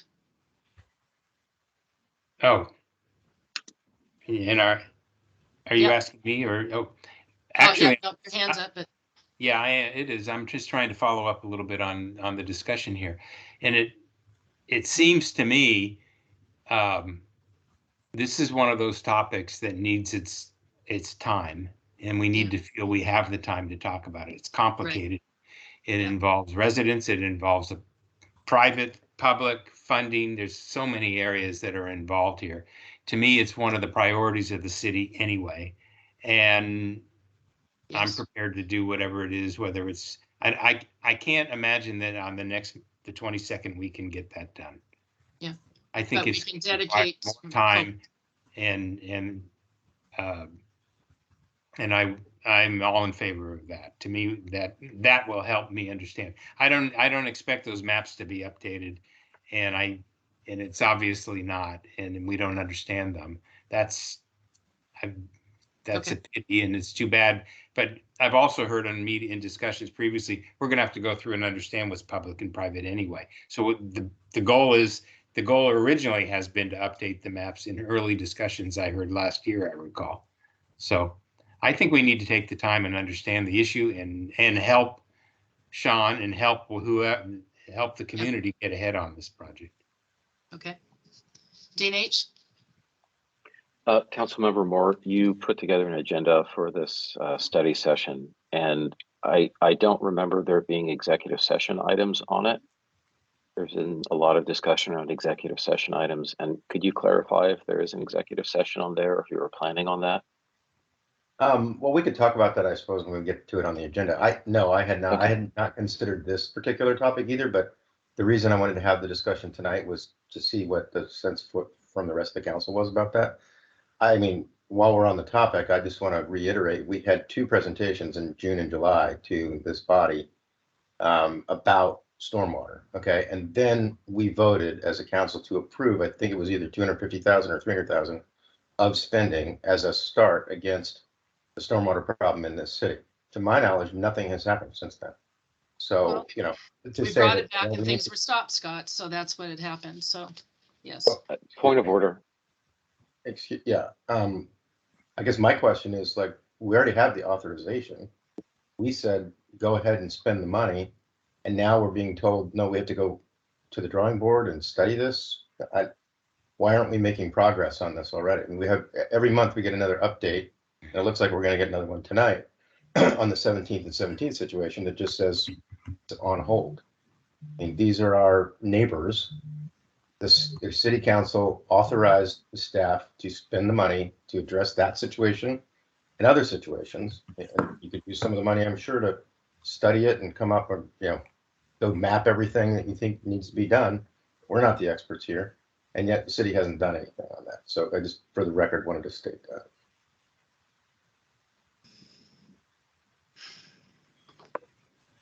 Well, I've been clear, I think, that we need to go into a special study session, and I do believe that it will require an executive session so that you then will have the informed information by which to then direct how this city is going to deal with each and every event that occurs hereafter. It'll be extraordinarily precedent setting, and I think we need to make sure that we're making the best decision for our city. So I would agree with what Steve had said, that we need to have time. It's complicated, and we owe you the right experts to be able to give you the information so we can make the right decision. Because once you go down the path, it's going to be hard to go back. Okay, Dean H., and then we'll see where we are. I said point of order earlier, and I didn't press on it because there were already 2 people talking. I want to emphasize that if we are operating under Robert's Rules of Order and someone is supposed to be presiding over the meeting, and a speaker has been recognized, it's fantastically important not to interrupt the speaker. And it's fantastically important for the person who's presiding over the meeting to not interrupt the speaker. Is that fair? Is that taken? Thank you. Yes. Thank you. Right now, with all the complexity that has been implied here, I'd like to point out that we have a bunch of residents who have sandbags that it's my understanding Public Works helped them set out in order to try to protect them from some flooding. And it's been approximately 5 months since council authorized funds that the mayor and administration chose not to use for a variety of reasons that will be revealed publicly at some point. The city seems to have a bunch of pressing issues. We can't deal with all of them at once. Given the choice between more and more code compliance, or maybe addressing the stormwater issues, or any of the other things that we're talking about, it would be great to get a sense of priority, because I'm concerned that we might be having too many fronts open right now. And I'm not sure, because it's really the mayor and the administration's job to administer the city and do this work, if there's going to be a simplification of how many fronts they're fighting on.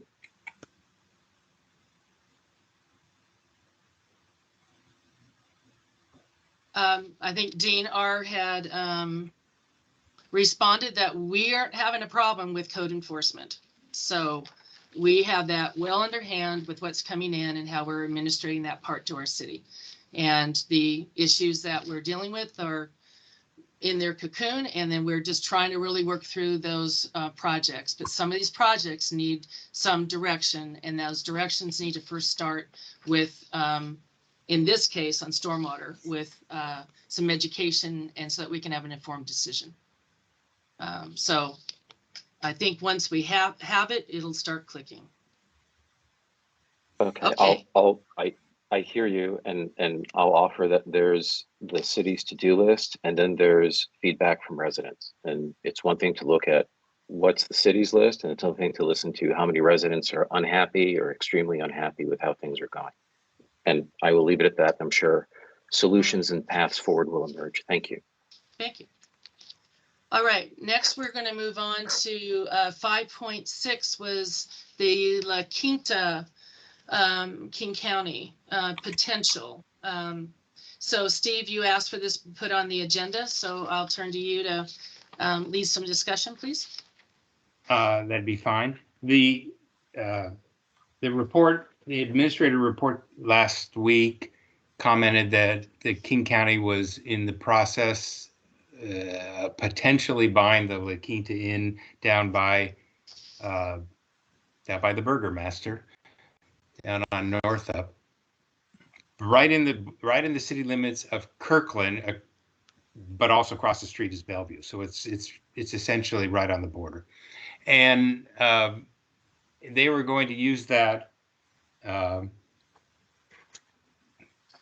want to use the right word on this item, so let me pull my note out here. They called it as a mechanism to provide affordable housing. There's a lot more to the press release and what's in there. The issue I would like to discuss and get an update on is, did we know about this? Are we involved? I think it's incumbent upon us to understand what the county is intending to do with the site and make sure that we understand and that there's no potential repercussions that could impact the community. And it seems that the community is impacted, and not just Kirkland, because this is really almost in Bellevue, but it will also be basically closer.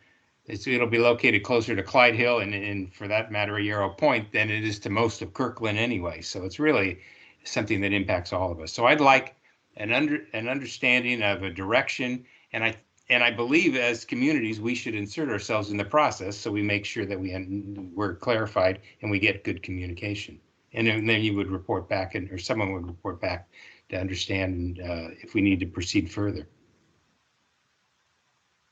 Okay. I probably heard about it the same as we all did through the report. However, at the Points Mayor meeting on February 2nd, our Claudia Balducci had come to speak with us. And on the litany of things that she had shared, one of the topics, which was on affordable housing, came up, and she had quite a long list of what was done.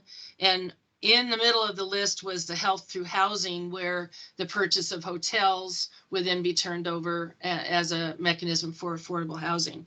And she had mentioned about the La Quinta.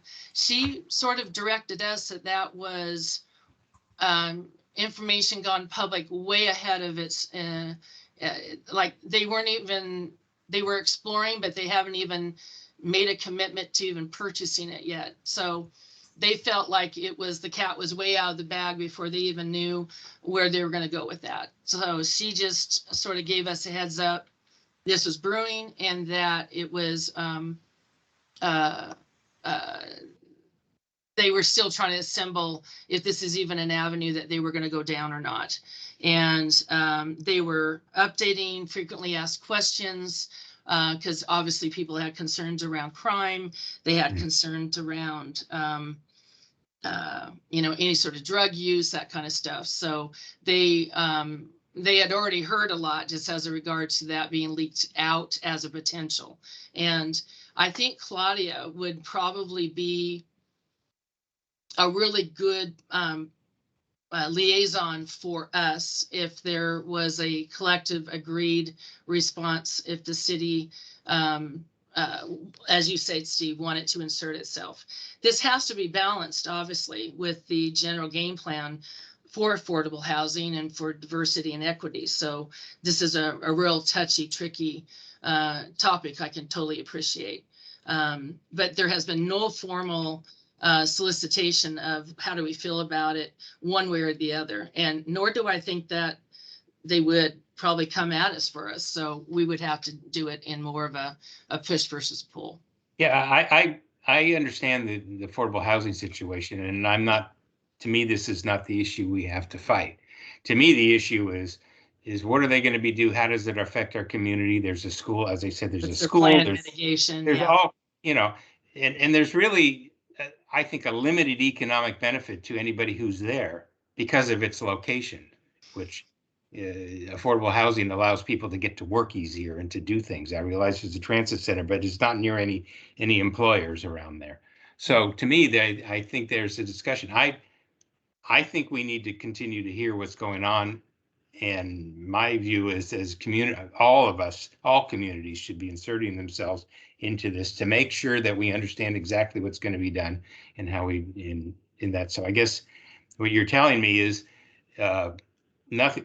They're far from a deal at this point. The press release was premature. This is what I'm hearing, and maybe we should expect an update next month. And I don't know. Well, I'm hearing you. It's like I don't want to be passive on this. We want to kind of be right on the verge, is what I'm hearing us say. Let me see here. Hang on. Scott, hand up. Uh-oh, you're on mute. Sorry about that. I'm not sure why you would characterize this, or a Councilwoman Balducci would characterize this as preliminary. I'm looking at this city manager statement from Kirkland dated February 1, and in the third paragraph it says the city does support this potential purchase of La Quinta Inn for permanent supportive housing with the appropriate operating conditions and community engagement. So it also, this statement also says the city expects that a final decision on the purchase will be made within days or possibly weeks. This statement is dated 1 week ago today, so we have clearly on record the city of Kirkland in favor of it. And yeah, she acknowledged that. Happen anytime soon. Well, what is your position, Mayor, in terms of Clyde Hill? I mean, have you provided any feedback, and do you intend to provide any feedback to Kirkland or to the King County Council? I was going to bring this up at the topic of the Points Mayor meeting on the agenda tonight, so that we could collectively have some level of discussion. I've received 1 or 2 emails from the residents voicing their concern off of that. Yeah, the intent is to see where do we stand as a community. I think that the important part was if our concerns are going to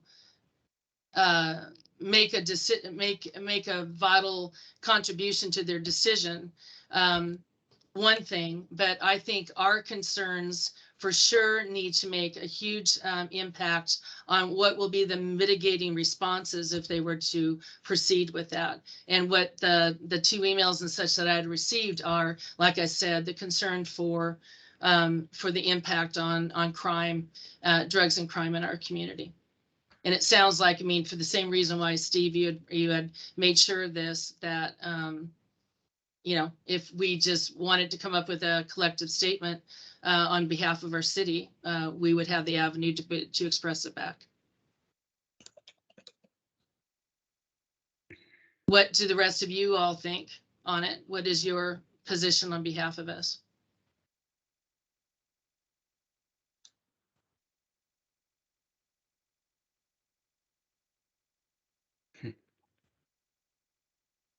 Yeah, it's a tough call, I know.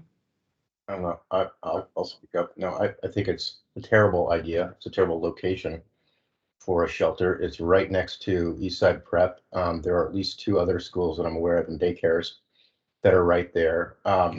Certainly, I don't think this decision should be made and finalized until there are public hearings and the public is informed of what exactly is going on here. I mean, this has the potential to be a huge problem, and I personally would be very much in favor of Clyde Hill taking a strong stand against this proposal. All right. Other thoughts? I'll, Dean, I guess H? This is going on in the city of Kirkland, and we can require passports to get into Clyde Hill. I don't think that would work very well. I think the city of Kirkland gets to make city of Kirkland decisions, and the residents of Kirkland will aid that. Whatever we feel and whatever we think and whatever we want, I think we're in a very similar position to where we are with Metro. Metro is making some hard decisions that may leave Medina and Clyde Hill with very, very limited, if any, bus coverage. We can express ourselves, and Metro gets to make that call. I'm not sure what else there is for us to do other than voice an opinion. It would be, just in terms of actions on Clyde Hill's part, if there were to be an action, I can see soliciting feedback from the community and offering a public hearing so we could hear the voices and we can consolidate the feedback and we can share it responsibly with Kirkland. Short of that, Kirkland is going to make Kirkland's decision. Right. Well, I think it's actually Yeah. King County that is behind this. Kirkland's just saying they're in favor of it, but it's the county that would be purchasing it, from my understanding. All right, And Steve? yeah, and Kirkland is in favor because it's basically in Bellevue, and they can take 100% credit of all the work they're doing on behalf of homeless, and then dump the problem off on the rest of the communities that are going to be more impacted, which is Bellevue, Clyde Hill, and Yarrow Point. Yeah. And that's why that's what that press release does. He takes all the credit and says, "Oh, I don't have to hardly deal with it now." Good point.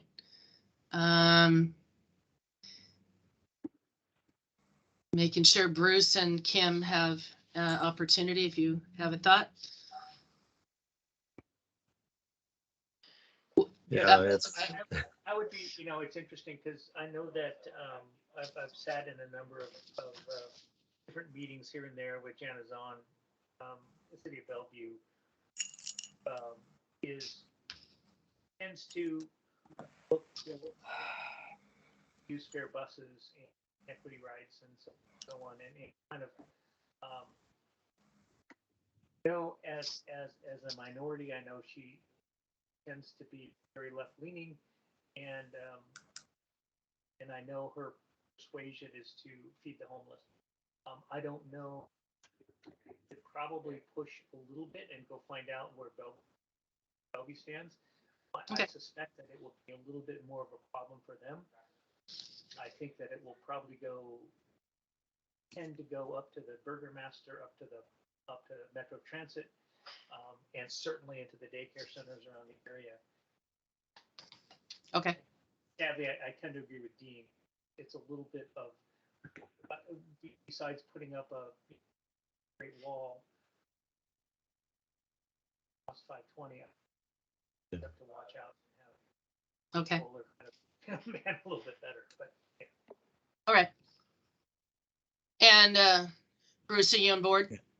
I'm on board with, let's get what we can and make some decision, and there's not much we're Okay. gonna be able to do. Well, we'll draft a response of our concerns and wanting to make sure that there's been thoughtful consideration for the impact on, and I'll speak with Katie Harris at Yarrow Point. I don't know, Chief, if you know if this was brought up tonight, or was it on their agenda? Do you know? Or is Lieutenant covering that meeting? I do know that it was brought up. Okay. Yeah. All right. So, I mean, if anything, like I said, we would like to make sure that if they enter into it ultimately, because you're right, it's going to be their decision, that we are kindly asking for some level of what is the mitigation plan, so that it's not just, oh, and then now all of a sudden we're having to ruffle around trying to figure out how to respond to what's going to be the impact. Okay, thank you. We'll let you know what is ended up with the communication on that.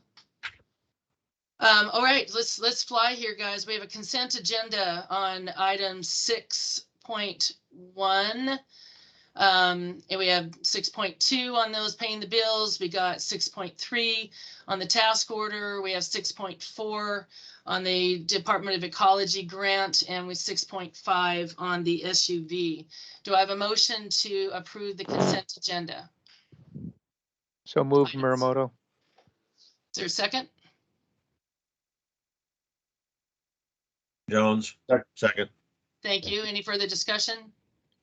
All those in favor say Yeah, aye. hold on. Sorry, I tried to I'm hit sorry. my. I'm sorry, thing. Steve. I have a question. I just want to clarify. The task order is, Sean, it's provided through Public Works on the stormwater items he wants to look at. I just want to make sure I'm in the right spot. I'm trying to figure out where we are, where all those specific items were. Thank you. Sean, I'll let you respond. Yes, yeah, 6.3 is the task order for KPG to do the design. So given that we heard from Sandeep this evening about stormwater, isn't that one of the items on that project management list on Exhibit B? Correct. So that includes him and the neighbor area that needs to be addressed.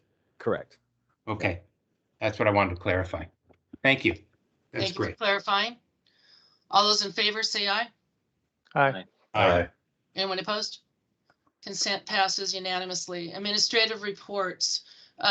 Dean, administrative report. Yeah, good evening. Not a whole lot to report. I did want to bring note to your council emails. It was the first item, I think, on this most recent administrator's report, and we were looking for some input. We kind of prematurely shot out some, let's see if I can share it differently. Right now, all the council member emails are council 1, 2, 3, 4, and 5 at clydehill.org. And we were looking at putting aliases to those. And so I think I had tried to, so it looks something like this. Right now it's council1 at clydehill.org. And they got changed, and they say like Steve Friedman now, and it's making them just a little bit confusing. So the idea was to try and solicit some ideas from you guys, even if you didn't even want that change to happen. If you wanted it to maintain council1 at clydehill.org, for instance, we can leave it. But there's the ability to at least get some version of your name, but some way to distinguish something different from your personal email or something like that. And I know we do get a fair amount of spam emails and things like that too. So one of the beauties and what we were getting previously was if it said, it was pretty easy to tell if it was mayor@clydehill.org now. And I know I've received several that said Marianne Kloss. for example, that have been attempted phishing shots. So just looking for some input from you. If there was some version of these 5 that I've got up here that you like better, if you want to keep things the way they are, or if you have a better idea, I just threw those together super fast. So anybody have any thoughts on that? Preference?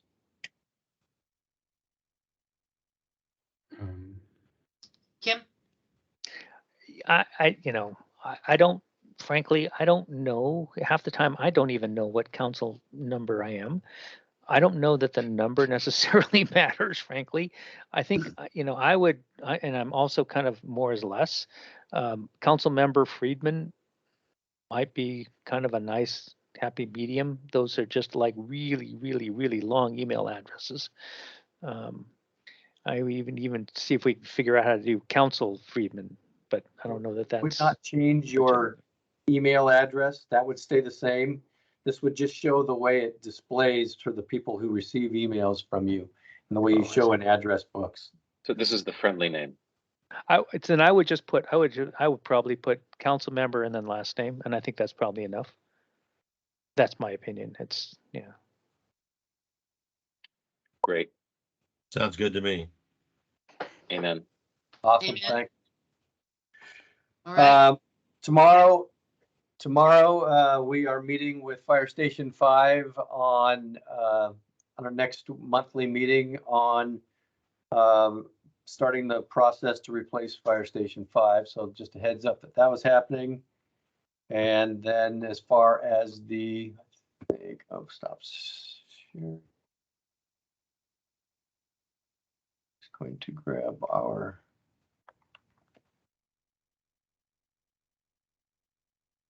issues.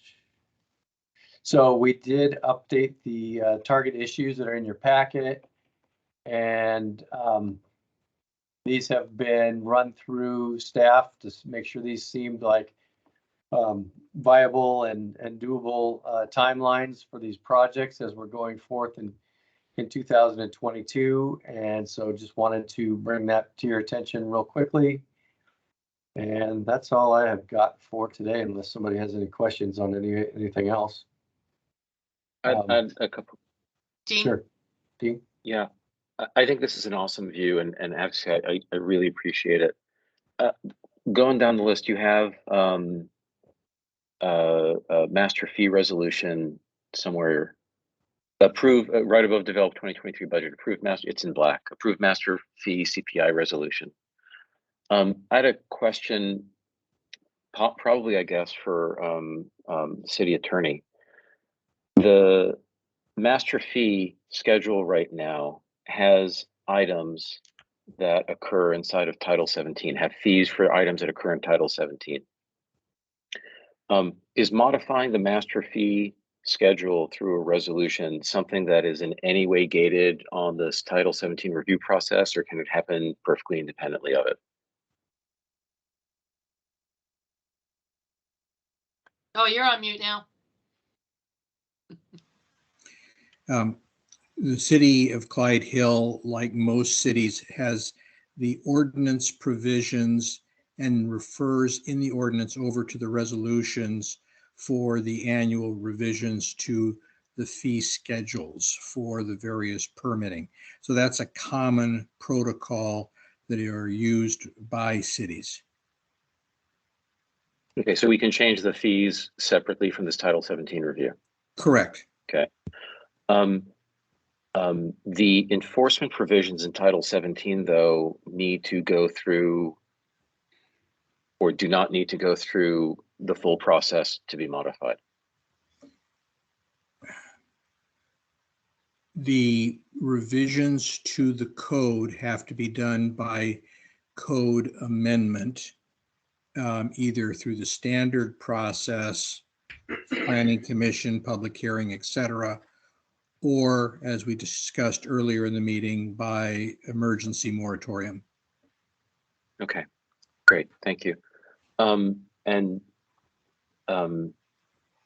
One other question to the administrator: the Medina interlocal agreement. I'm just curious what that's about. That came up in a conversation with their council member, and we were curious. Yeah, I've been looking at, I was working with the previous city manager on trying to get a couple of interlocals, or at least one interlocal that would allow us to work together with our public works departments and our building officials to, in case of vacancy, or in a case where we needed some extra help, or they needed some extra help. It's kind of like what we do with Smart. police, mutual aid type thing. Yeah. Smart. Cool. Yeah. Thank you. All right, anything more for Dean? Good job. Let's move down. We have building report. Rich, how are you? You've been looking busy. Good evening, Mayor, Council. This month started off really good so far for new houses. Last week, I had a pre-app meeting with somebody for a new house that wasn't on our projection list for this year. So they'll be submitting in about 3 months. At the end of last week, we got a new house submitted in. And then today we issued a new house permit that came in at the end of last year. So we're looking really good compared to what we did last year already. So We like that very much. Thank you, Rich. Any concerns for us? no, I don't have anything. All righty. Thank you. Yep. Any questions, comments? Seeing none, we'll move on to Sean, Public Works report. Good evening, Mayor and City Council. Sean Tozer, Public Works Director. Really fast. I'll try to open up this. See if it even shows. Here we go. So I'll skip ahead. I know that it's a busy meeting for everybody, but generally 2022 is kicked off with January being a pretty busy month, and just kind of generally a lot of activities going on, some difficult issues. Something I've come to find out as I get more accustomed to the job here is that the driveway reviews and site plans and original grades really take up quite a bit of time, on a regular basis. So that's something that not really expected as I came over, but it's been very interesting work to be doing. But again, 2022, we're excited for how that will go. You guys have seen this slide a few times for the overlay project, but I bring this up because we have the construction cost estimate, which is presented here. So right around $288,000. This project will advertise tomorrow, Wednesday, and then bids due in roughly a little over 2 weeks. So again, this is the typical programmatic overlay the city's been doing every year. Sean, you'll want to advance your slides if you're intending us to follow along. Oh, you guys aren't seeing those? Oh, nuts. All right. Can you guys see? There Are you you go. seeing this? Yep, there you go. Oh, interesting. Okay. Let's go ahead. So then the next is the small drainage program. So that was a consent agenda item. Again, I make a list there of the specific locations. So we are looking to design around $700,000 worth of projects. One of them, Points Drive, I think there's a simple version of that needs mostly a repair, and then there's a larger version stabilizing that's probably a better fit for a grant project. It's a possible candidate for something like that. So not an absolute must complete, but a desirable project. Again, we spoke about Sundeep's, the line that runs through his yard and then also goes across towards, I think, 28th. There's an entire tree living in a structure down there, and that's part of the problem going on with that. So again, we're working on those, and again, 17th and 17th has kind of a placeholder in the task order for just in case we end up the status of that changes.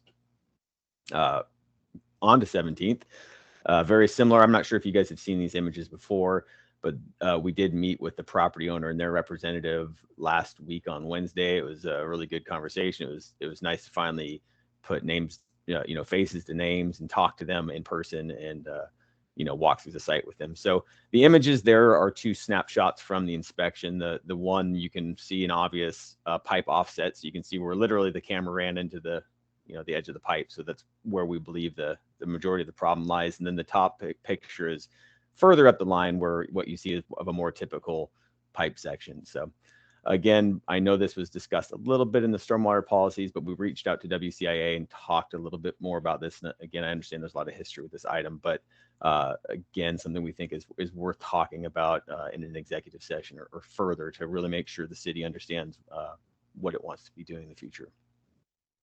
City Hall remodel is moving along, so I'm hoping that we get all the tasks finalized and all the consultants figured out in the next few days, maybe the next week, and then they start moving. The original plan for that was a hopeful construction timeline somewhere in June. So more information coming on that.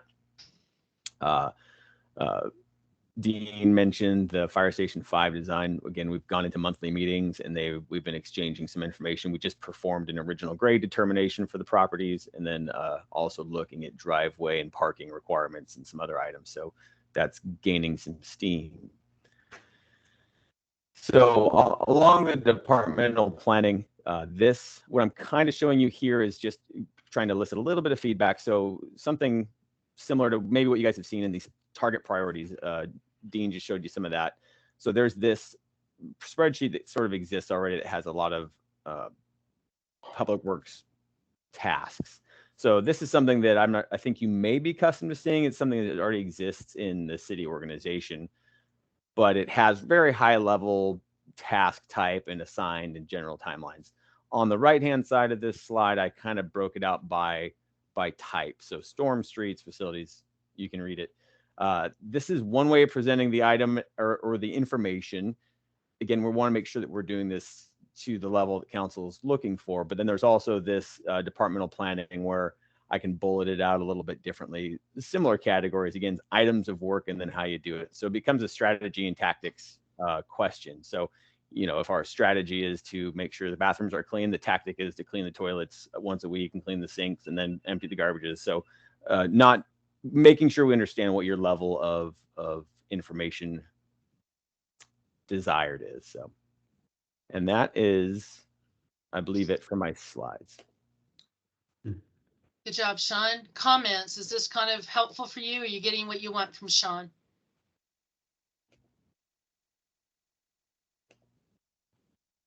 Seeing nothing, shall I take that as you are okay?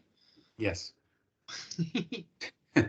All right. I'm going to look to council member Moore because I think he There is your requested hands this up. some time ago. Very good, Scott. Yeah, I just have a question for Mr. Tozier. You've heard feedback tonight and at the January council meeting about the city's enforcement of living fence ordinances. And Jason Bussell of Plantscapes, who you hired recently, stated that his opinion, hired to cut down the Mercia hedge, stated that in his opinion, it was ridiculous for the city to be doing this and he feels really sorry to be taking it down. Said it's not a safety concern, et cetera. And since you're the city's enforcement officer, Mr. Tozier, please explain the criteria you will use to decide which hedges in the city you will enforce the law upon and which you will not. So I can speak at least to what we've done so far. So far, I think maybe 2 hedges that we've gone out with code enforcement that have been subject to a adjacent property owner complaint. We went out and did a trim notice with the property owner, and they subsequently trimmed their hedge, and that's been about the limit of that kind of compliance. So it's been a pretty limited experience in that sense. You know, the typical complaint-based call and then action.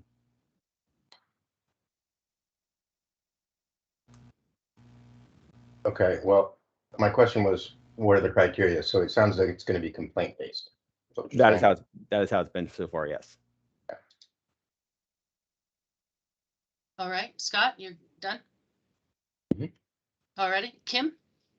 Yeah, I'm just curious because obviously all the council has been rather inundated with emails in support of the hedge. I'm just wondering, was this originally a complaint-based violation?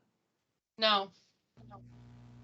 Okay. The decision was 7 years ago with a significant remodel that needed to bring the non-compliant hedge up to compliance. As you recall, that was one of the conditions that I had shared by which we bring non-compliance up. And in the process, the homeowner, Scott, we know it's Scott, he had mentioned that, had signed an agreement with the city. And they gave a generous 7 years for Scott to grow a replacement hedge so that when the non-conforming hedge would be removed, he would have a replacement hedge behind. So the removal of the hedge now is at the 7-year mark, and it is not anything other than the following through with the agreement that was signed 7 years ago. Okay. I'm just a little bit surprised. Again, when people moved in whenever the city was formed, which I think was like 1950, they probably signed a whole bunch of different agreements and built a whole bunch of different stuff, out of which is non-compliant. So I'm just a little disappointed considering all of the emails that I saw regarding the hedge. I didn't see one that anybody complained about it. And I didn't think it was a safety issue. And I'm sorry. I'm just a little bit disturbed that it's because I drove past it the other day and it frankly looks awful. I'm sorry. My opinion. Done. Okay. All right. I think we were on Public Works. Other questions or comments? Teenage. All right. So I want to concur with Councilmember Muramoto. I think this is a great example of enforcement, and I'm not really sure who won. I have a couple of questions around how code enforcement works, based on the presentation, some more follow-up. There's a factor of material or significantly impacted now, is that right? Right, because I've seen both words used. Not sure if it's significant or material that I should be using here. Yeah, I think I can't remember if it's material. Yeah. But it's generally somebody like immediately adjacent. So the idea being. Right. So I was going to ask, what's the criteria? So for example, there's a property that I drive by 6 times a day because it's on my way to work and I go back and forth a lot. It's not next door to me, but I drive by it and I see it a lot more than I see most of my neighbors. Is that material or significant for me or not really? Again, my understanding of how it's been treated and how the intent was the material effect would be an adjacent neighbor. So a property adjacent or something like that to prevent the drive-by complaint. Is that described somewhere? Not to my knowledge. Okay. Is there an appeals process for understanding what is significant or material? That I don't know. Mayor, I think there is an appeals process during the after notice of violation. Yes. I believe, yeah. Yeah, we'd have to find that. No, that. I'm sorry, that's a different appeals process. Scott complains about something going on where I live. He believes it's material to him. The city tells him, no, we're not going through this because it's not material. And Scott says, no, really, it's material to me. Can Scott appeal the materiality or significance to him as the city says, no, you're not, it is not significant or material to you?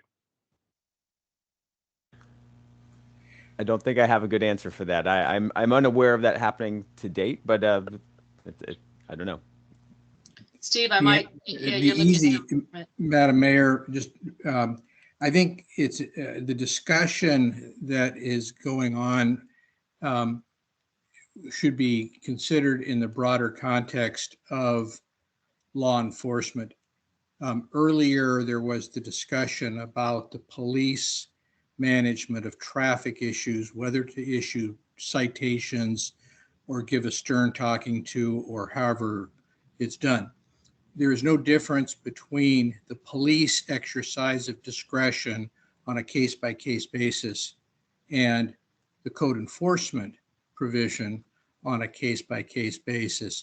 It's all under the executive's administration as chief law enforcement officer for the city, whether it's with respect to speeding tickets, enforcement of property rights, or other elements of the city code.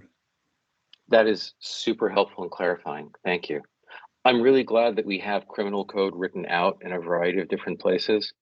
When I followed up from January, I noted that there were 2 examples given of when the city described this significant material judgment. One was in Administrator's Weekly Report, and it was scoped to accessory dwelling units.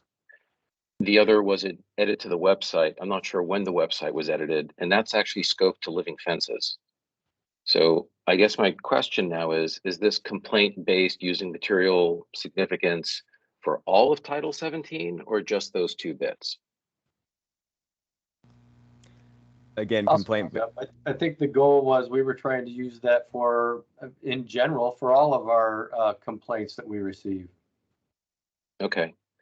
I guess, is this policy, and I'll look to the attorney for a moment. I love this parallel around police exercise of discretion. It totally makes sense.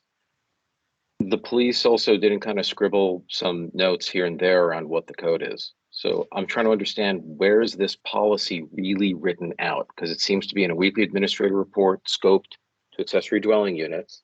It seems to be in a web page edit over here, scoped to living fences.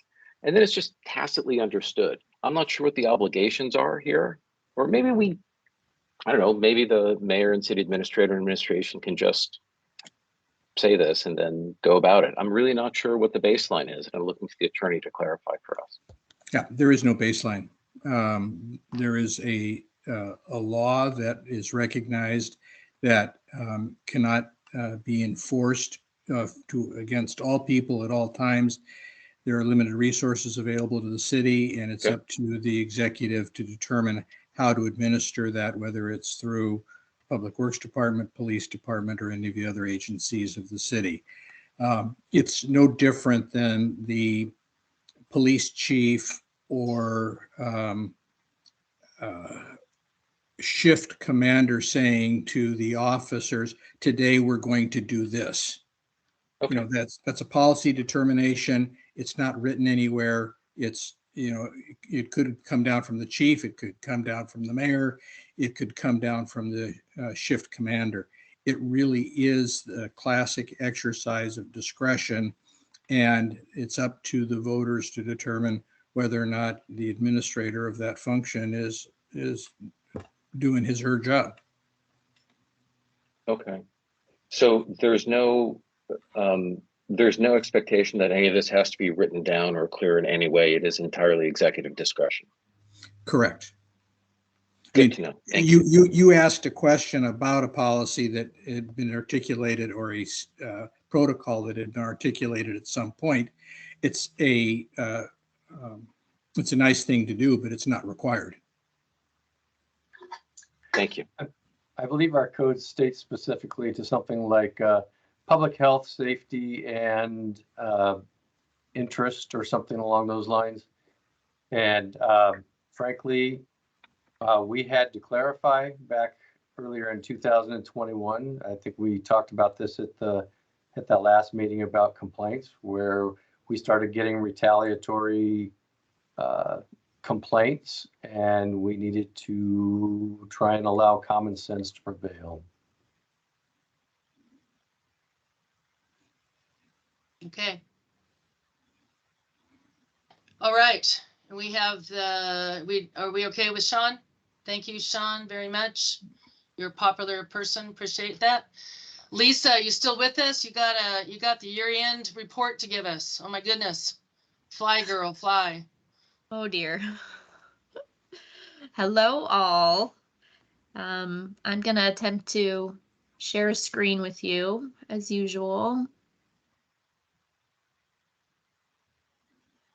All right, are you able to see the actual year end and the final budget? Yep. All right, very good. Well, good evening. Glad we made it this far. It's not even 9:30 yet. So in the cancel packet, you'll find the year-end summary for 2021.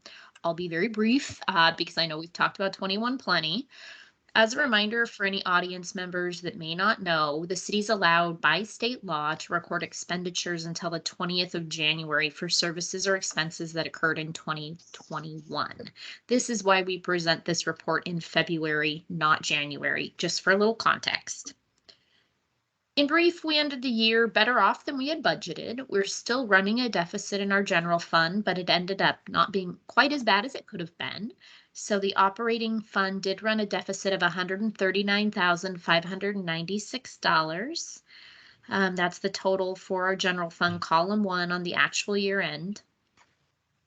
Total city revenues of $6,436,231. That includes all funds, including the money for the ARPA grant, as well as our new retainage bond fund. which is column 3 there, retainage deposit fund. This is other people's money. This isn't money that the city can spend on anything other than refunding to people that have met all of their obligations. But we did need to account for it differently this year due to a change in state law. City expenditures totaled $4,861,974. This includes activity in that retainage fund account as well, so money in and money out. The only piece that's not accounted for in these charts is the agency fund, which is a pass-through fund for other governmental revenues. Overall, it totals less than $3,000. So for example, this would be money that we collect on behalf of the state and we just operate as a pass-through, so you won't see that reflected here. In summary, the city completed no large capital projects in 2021, and they plan to in 2022. So you can see that our projects fund, for example, has a $1.8 million surplus. This is simply because we didn't expend nearly as much as we had intended. I know part of that was because we didn't have a public works director. Part of it was COVID. Some of it was that the city of Bellevue proceeded with projects that we didn't know ahead of time when we made the original budget. But we have plenty planned for next year. You can see next year's expenditures in the project fund budgeted for almost $4.3 million. So all this talk with Sean, we're going to get moving. I've attached the revised budget document also. That includes all of the 2021 actual data and has now a correct beginning fund balance for your review. The new beginning fund balance for 2022 general fund is $434,286. You can see that here, if I can find a highlighter pen, right here, beginning fund balance. So you can see what that looks like. That should be the only major difference as far as the 2022 budget. Just to note, we still are running a deficit in our general fund for 2022. That hasn't changed, but we do anticipate having a positive ending fund balance of $239,422. So no need to dwell on this. I just wanted to make sure that you all saw where we ended up the year and where we're going to be next year starting out. Any questions on the 2021 final documents?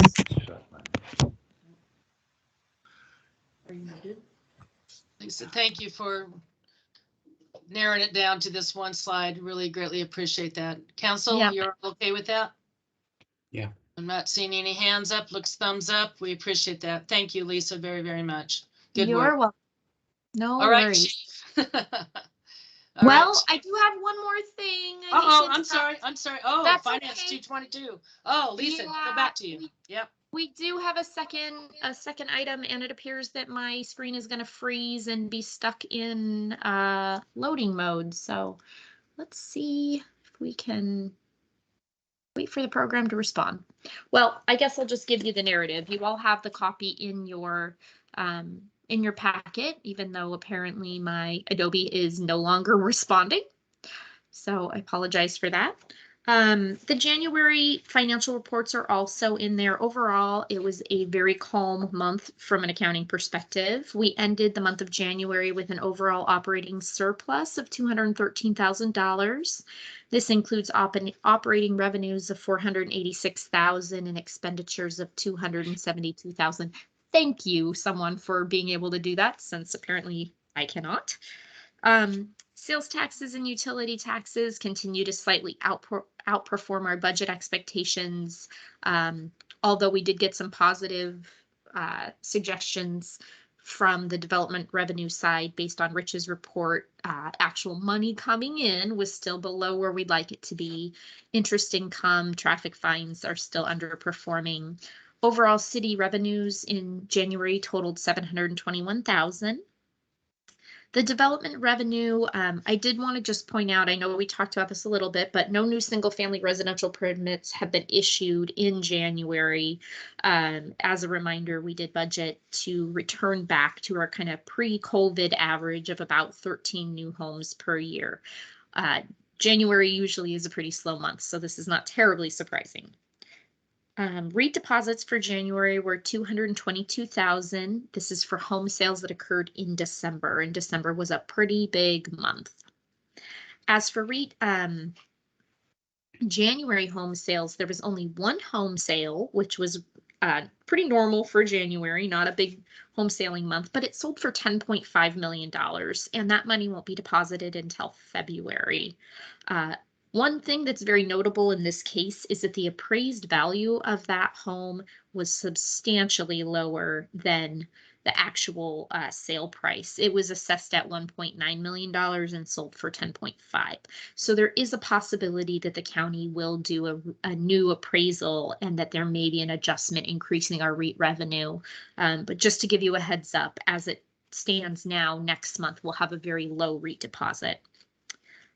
Next page, utility taxes came in a little bit above typical January levels, but some of them are deposited quarterly and monthly, and sometimes it's just a timing issue. So we'll just see how this trend continues on. Our total cash and investments were $12.8 million for the month. Just a quick update on LGIP. We are holding over $11.7 million. Interest income was just under $900 in January. Net earnings rate of 0.0909. So on that update, the investment committee finally met. We selected TVI, or Time Value Investments, as our investment broker agency after sending out and completing the RFQ process. We have created the required safekeeping account as per our policy at US Bank, and we're in the process of obtaining all of the signatures with TVI and the mayor and so forth to begin transferring resources from our LGIP account into other allowable securities. Peter Becker of TVI will be assisting us in crafting a responsible plan to increase our return on investment finally. So he believes that we can increase our annual return by at least 1 basis point, which, although seems very, very small, would be an enormous improvement over where we're at now. So we're looking forward to that. We'll have a plan proposed to the investment committee to move us forward here in the next couple of weeks as soon as we get that contract signed. And we're looking forward to seeing slightly bigger numbers than $900 in a month on $11.7 million. So stand by for that. Woohoo! Very good. Woohoo! All right. Are you done, Lisa? I am very done unless anyone has questions. All right. I'm not seeing the hands go up. We will go to the chief. Police report. Good evening, everybody. I just have a few updates. Some of you are aware, some may not be. Many years ago, when the 520 project completed, we acquired a utility vehicle. It never really met our needs, and we ended up giving it to Public Works. So we finally went ahead to replace it a few weeks ago. I guess, for lack of a better term, it's a golf cart. It's narrower, it's smaller, it's easier for us to get down into like the preserve and on all of the regional trails and whatnot, where we can't get a patrol car anymore. It has been delivered. It's currently at our getting graphics put on it to identify it as the police department. So stand by for pictures of that, or stop by and see it soon. Speaking of graphics, if you haven't stopped by the police department or the city hall lately, or driven by lately, you'll notice on the outside of the police department is new signage. The old signage, which I believe is from when the police department was built on that side, was looking pretty bad. So it now looks like our patch that's also on our patrol cars. And on our patrol cars, we also added state accredited agency proudly in a banner on the lower part of the vehicle. And along with our accreditation or whatever, again, this year, the department received a gold standard through Lexipol, our policy and risk management company that helps with all of our policy and legal updates and daily training on legal updates. So it's pretty proud. The 2 years we've had it in place, we've met gold standard both years in a row now. So that's all I have. It's a very positive note to end on. Good job. Really appreciate it. Thank you. Anything else for the chief? we will then move on to nothing in section 8, nothing in section 9, motions. So the first one is consideration of resolution 671 recognizing Jack Latterbaugh for his many years of service on the Civil Service Commission. He is moving away, and he has served almost 20 years on that. So we owe him gratitude for his service and seeking a motion. May I have that, please? So moved. Thank you. Is there a second? Joan second, you bet. Discussion. Steve, your hand's up. Oh, I did it to make the motion, but I do want to comment quick. I'll make it real fast.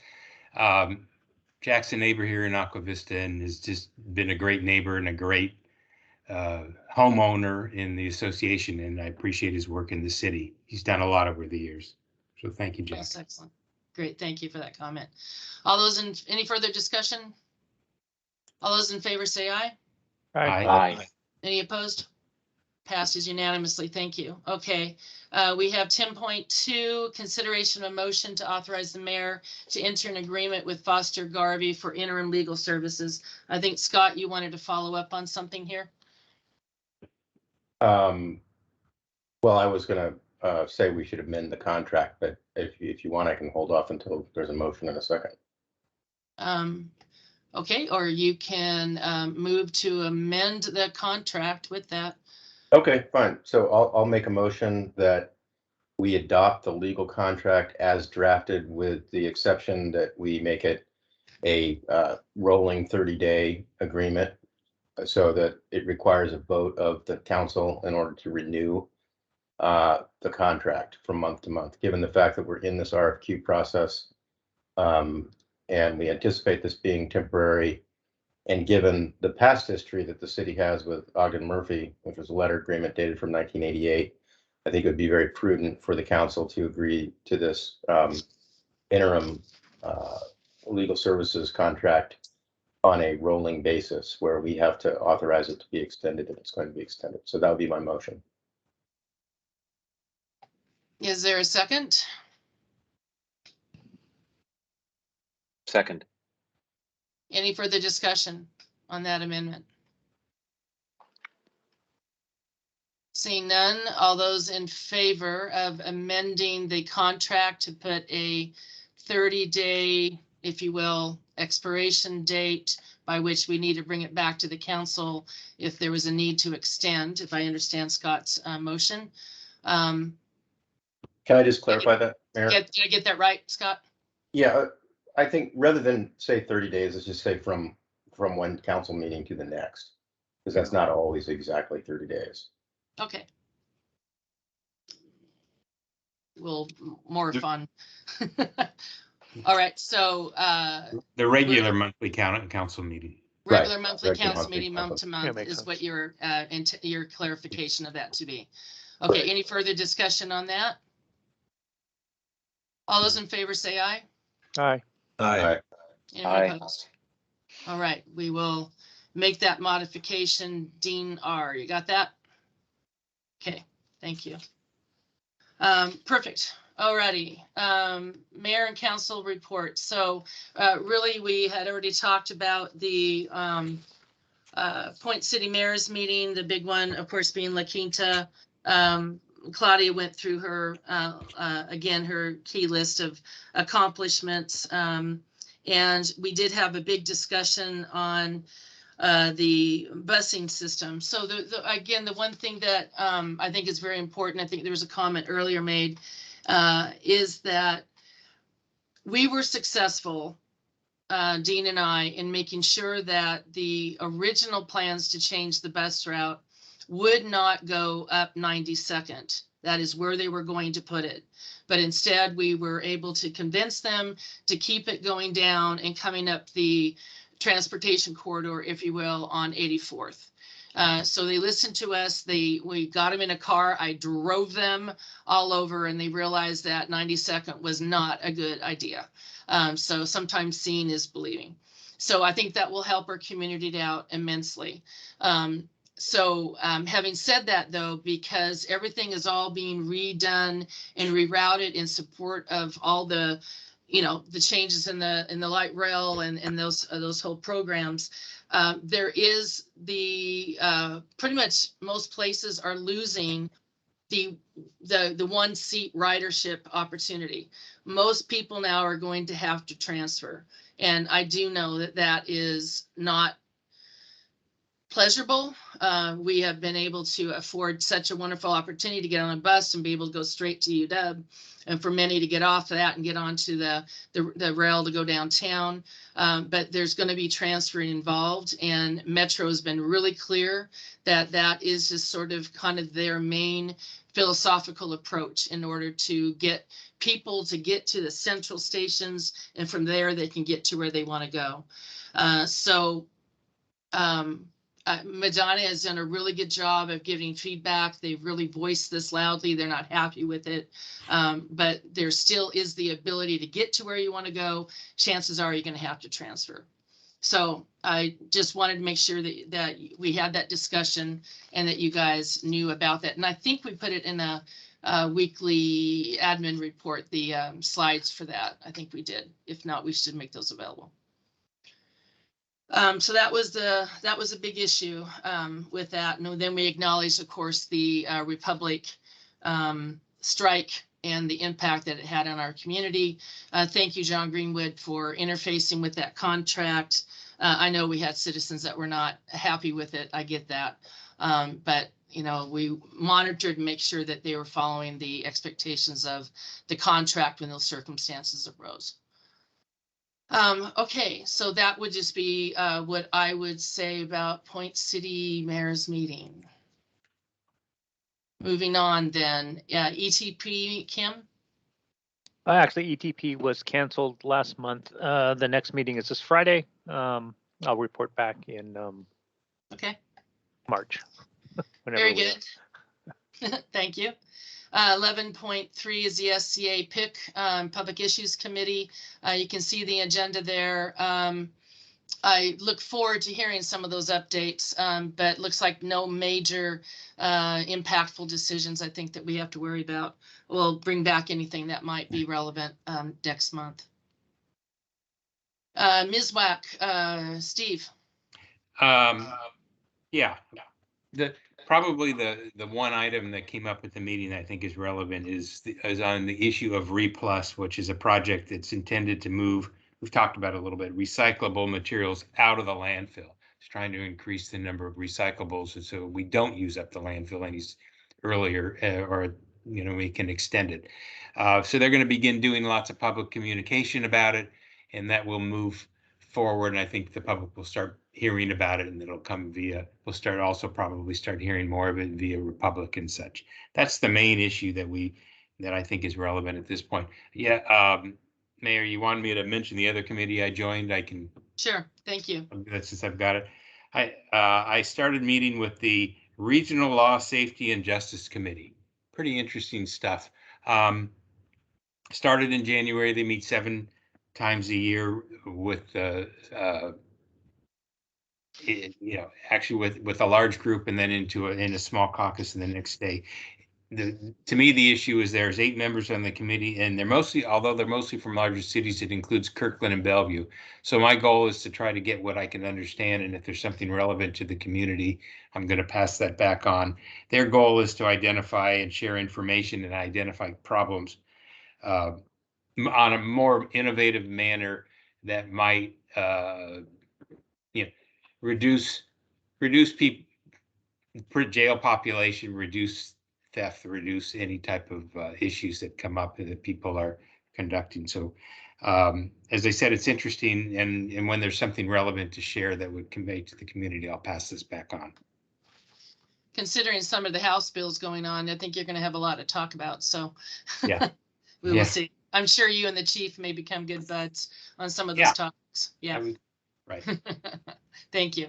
11.5, anything, Kim, on your RIRA 8? No, I mean, legislative priorities went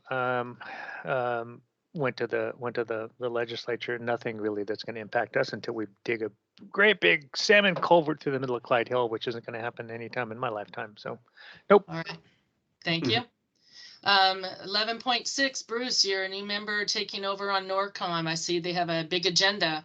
Anything to Yeah, add? well, that happened on the 14th, and I talked with the chief after that, so I didn't attend that meeting, but he said there really isn't a lot to be done right now. I'm going to try to, I will attend one, at least a meeting to find out what's going on, and I'll report next time. All right, thank you. Chief, anything else to contribute on that topic? Yeah, I haven't heard yet. Usually that meeting that a council member or government rep would attend is, I believe it's in April. I think one year was pushed. It's called the principals meeting. And due to the pandemic, the last 2 years, it has been canceled. So I'm not sure. As soon as I hear, I will let Bruce know and you and Dean as well. But as of now, I have not heard if they're going to be holding it this year. So, All right, they need to figure out how to go virtual. I think we're in this mess for at least another year, my prediction. Okay, EMAC, Emergency Management Advisory 11.7. We have our caucus tomorrow and the meeting that will follow. FirstNet Network, which is by AT&T. It'll be interesting to see what they plan or any changes related to communications on that. And we have new zone coordinators. They're starting to kick in. Again, we have yet to be contacted by our new zone coordinator. So probably giving him another month and then hoping that I'll maybe reach out, because I want to make sure they know where Clyde Hill is. And in case we need them in our moment of need, we'll have had the introductions already made ahead of time. So we'll keep an eye on that. Oh, there it is. I knew it was somewhere. Sorry. The East Link PowerPoint that I referred to about the best components, that is under 11.8. So you have that to show you, at least at this point, where the changes are being considered. So thank you. All right. Anything further, guys, on that section 11? Then as we look forward to future agenda topics, I'm hearing that we actually have, well, we got 3 things. We, of course, know we have our council meeting in March, and don't think we have anything that kicked out to that, because you guys are asking for the February 22nd session related primarily around the resolution topic. And I think you guys are looking at a separate meeting that will pull all the storm water management components in yet a different meeting, so we can kind of keep those topics distinct and non-confusing. Am I correct in what we're asking for on future meetings and agendas? Kim? Yeah, and council, don't take this to offense. My only question, and I think I talked with a couple people about this.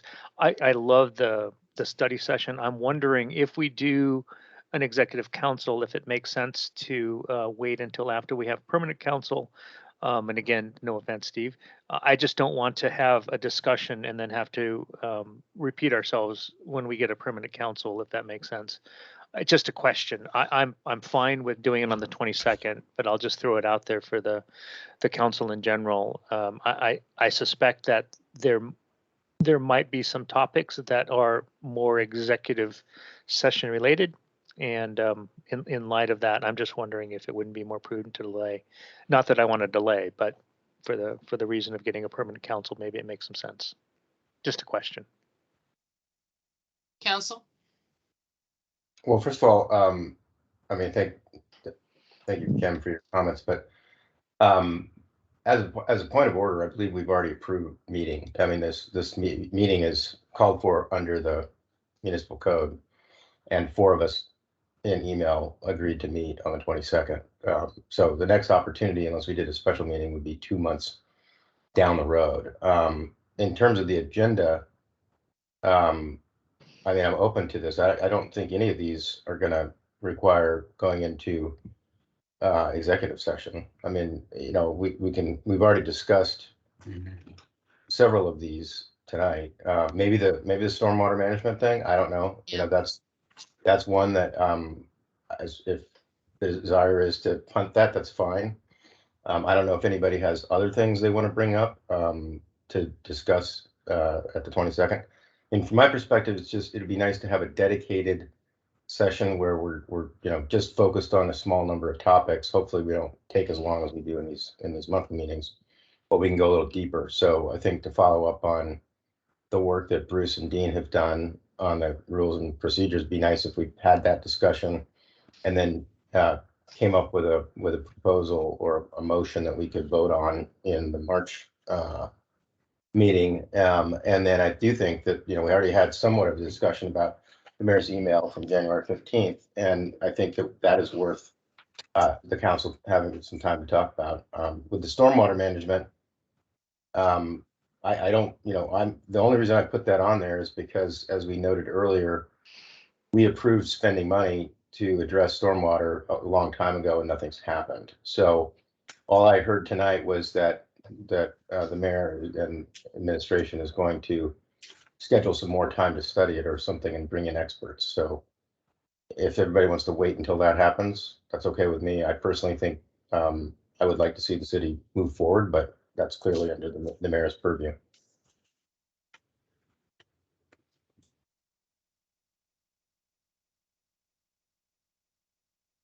So are you keeping stormwater in the 22nd? If you start at 7 o'clock, I'm concerned about how much we're going to get in. I'm just being honest here. Steve? I'm prepared to have the meeting on the 22nd because I think there's a lot to talk about and I want to move it along. I appreciate the comment about city attorney. I trust Steve or his partner can help us if we need it. I'm not as concerned about that as I am about setting aside the goals and the direction we want and what we really want to do. And then we could and if it required us to wait a meeting to finalize the specific language, that would be fine. I don't think it'd be an issue. I assumed stormwater is a separate meeting above, unless it can be organized in 2 weeks and get to us. So I think it's a big topic. I think it is too. I would kindly ask stormwater be pulled out for the March meeting and we can keep the other topics going for February 22nd. If there's a more specific need, I'm sorry to jump in, to address specific area like 17th, that's a little bit different. We can do, that's a project of its own. I think that has its own life, its own legs. So, but I think the overall citywide stormwater direction is the big deal, and I want to feel like I have enough time to comprehend it. Correct. I'm sorry, I don't know who went up first, Scott or Kim. Go ahead, Scott. Kim. Oh, okay, Kim. Oh, I think it was Scott, but I just wanted to say, I think there's some discussions. I don't think we're going to reach any decisions. I think that because we have kind of just to make sure that we're on the same page, because when we last left this, it was about kind of the pros and cons of a water district and what the implications were and so forth and so on. I don't see a lengthy discussion. I think it would be interesting just to bring everybody up to speed so we're at the same place as we're moving forward about the whole water district and then how that thing deals with stormwater and everything else. And again, not necessarily a discussion, but more of an information from, I guess it would be from Sean to say, and because Bruce was pretty vocal, if I remember right, about never in my lifetime am I going to do, I'm just kind of interested in kind of hearing again some of the pros and cons, and again, just some of the discussion to bring everybody back up to the same level playing field. And I know this is a huge discussion, and I don't expect to resolve it in one night. So that's my only comments. Yeah. All right, that's helpful. So Scott. Yeah, I guess I was going to just make a point here that we haven't done this before, a study session that the council has organized. So maybe we should add an agenda item on here too, like we have on the regular council meeting, where anybody can bring any other topics that they want to suggest for that meeting. I I'm thinking in specifically about Steve's issue that he's been talking about in the Aqua Vista traffic area, that corner, if he wants to talk about that anymore, or anybody else has anything else that they want to discuss as a council. So maybe I have no strong feeling about the stormwater management, but maybe one thing we could do is just put another item on here that says other topics as suggested by the council at the very beginning, so that we can finalize the agenda before we do the meeting. Right, guys, and I just remind you that when we put these topics and such together, my team only has 2 weeks of their stuff that they're supposed to pull together and be prepared. So it's not like they just can pull it out. So, and that's time away from getting project work done. So I need them to speak up if they have concerns. We want to meet your needs, but I'm worried about preparations. Dean H. Thank you. So I just want to play some of this back. Scott, I think you're suggesting adding an item called approval of agenda, which would let people make a motion. Is that right? Yeah. Yes. Okay. And I think that I now understand Councilmember Ramoto's point that 3.3 isn't broadly all stormwater management, but discussion of a stormwater utility and what's entailed in there. I'm not sure. I'm not sure. I think there's that broader discussion that we talked about before, and because that can create kind of a body of work that can go and address things like, do we do a city survey? Do we figure out how to do easement rights and all that other things? I mean, there's I don't know if we want to be tactical, if we want to be really broad. I think at the end of the day, the answer is to talk about it broad and then to figure out. But at the same time, we've got some really tactical issues that we need to go fix. So I don't know. I don't know which way's better. I was just trying to clarify, and the answer is not sure. Okay, so I just last bit. I want to bring back the mayor's point because I think it's super valid. You there are two that pop on this particular agenda, Mayor. One is if you start at 7 o'clock, we'll go home at midnight. And the other is what's expected from city staff, because city staff already has way too much to go and accomplish. One thing about these study sessions is that if it's self-fed, if it's city council rules and procedures, that's me and Bruce, right? If it comes down to what do we expect from city staff so that we can pare that back so that so that we can avoid performing a denial of service attack on them. And I think that those are two knobs to consider: the start time and getting really clear right now how much or how little we want from staff. Is that fair, Mayor? I want to make sure that Yeah, we you get heard your me. point. Thank you. Yes. Okay.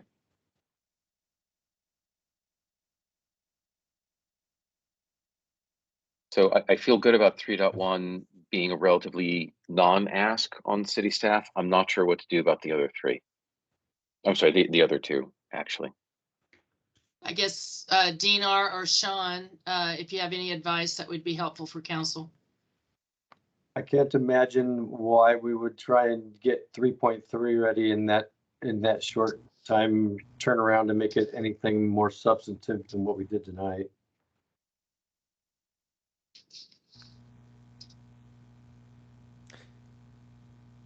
Okay. Yeah, I think executive session.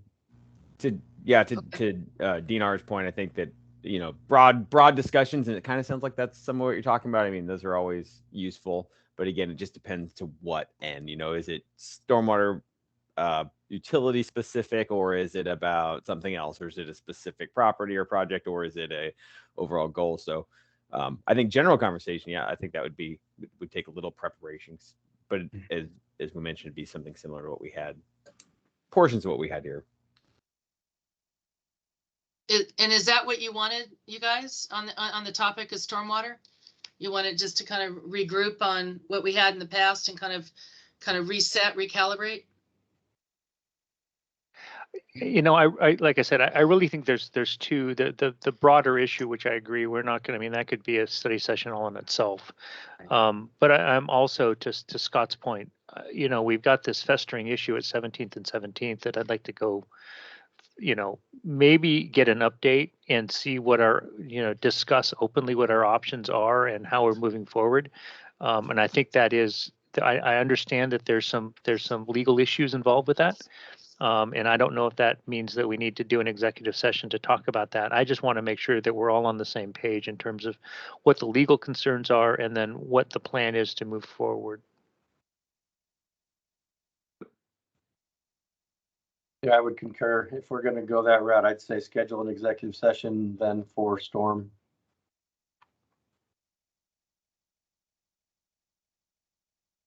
Steve, Yeah, I think if we want to focus this on 17th, that's fine. I think the stormwater issue is broader. It's a mix of what we've been talking about. And that's why I think it's a bigger project. It's the revenue piece, so we can fund the projects. It's the overall goal of our stormwater and what we're trying to accomplish.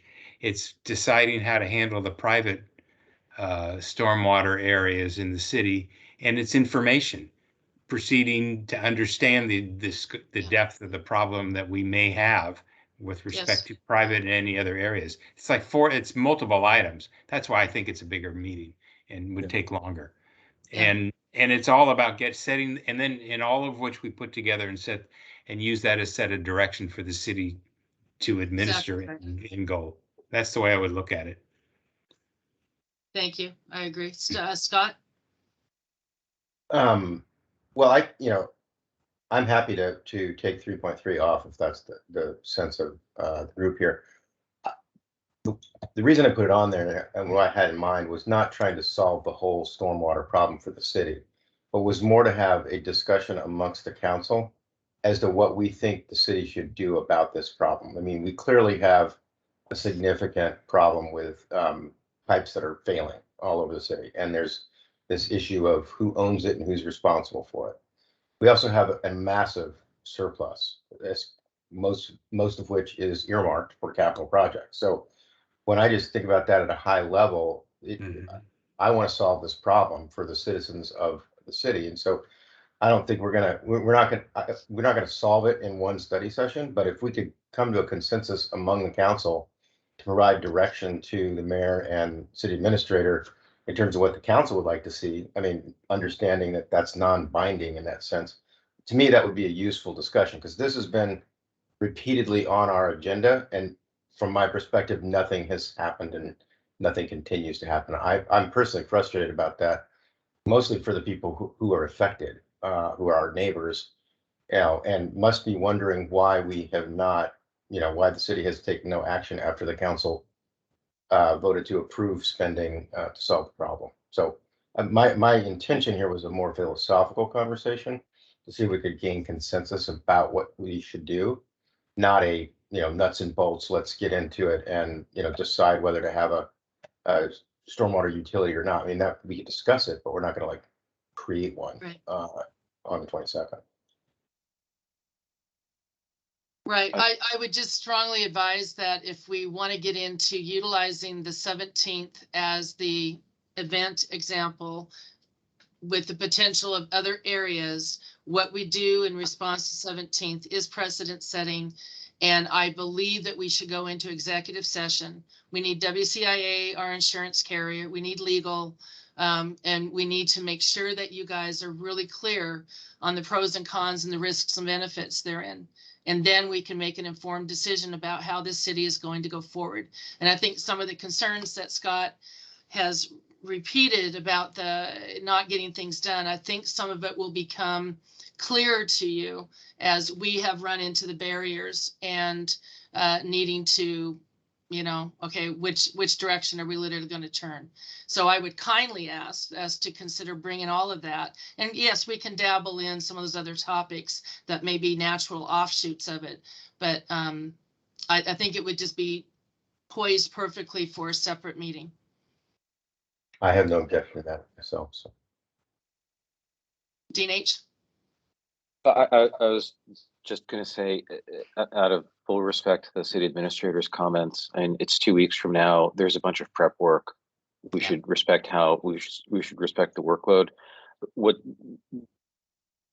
I thought I heard was keeping 3.3 on the agenda, literally just to figure out all the different flavors of what's in 3.3. I mean, I think Councilmember Friedman just listed out revenue and funding, what are the goals, handling private, just getting on the same page informationally. There seems to be a lot to cover before there's an executive session or any discussion about the 17th in particular. Sure.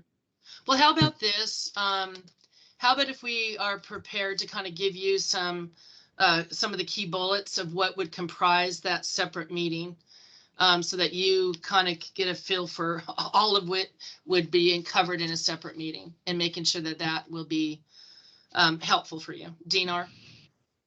I will throw out there that that there would probably be some value to having at least a really short executive session where we could discuss with you the most recent conversation we had last week. Okay. There'd be some value to that without getting into full length, 45-minute or an hour thing or something, but just to kind of bring you back up to speed there. So that sounds like a proposal to modify 3.3 to be a brief executive session on the topic. We would probably add an executive session somewhere on the agenda. Yeah, with that being the topic. Well, executive session regarding potential litigation or executive session Yes. regarding something else. Okay. Yeah. Yes.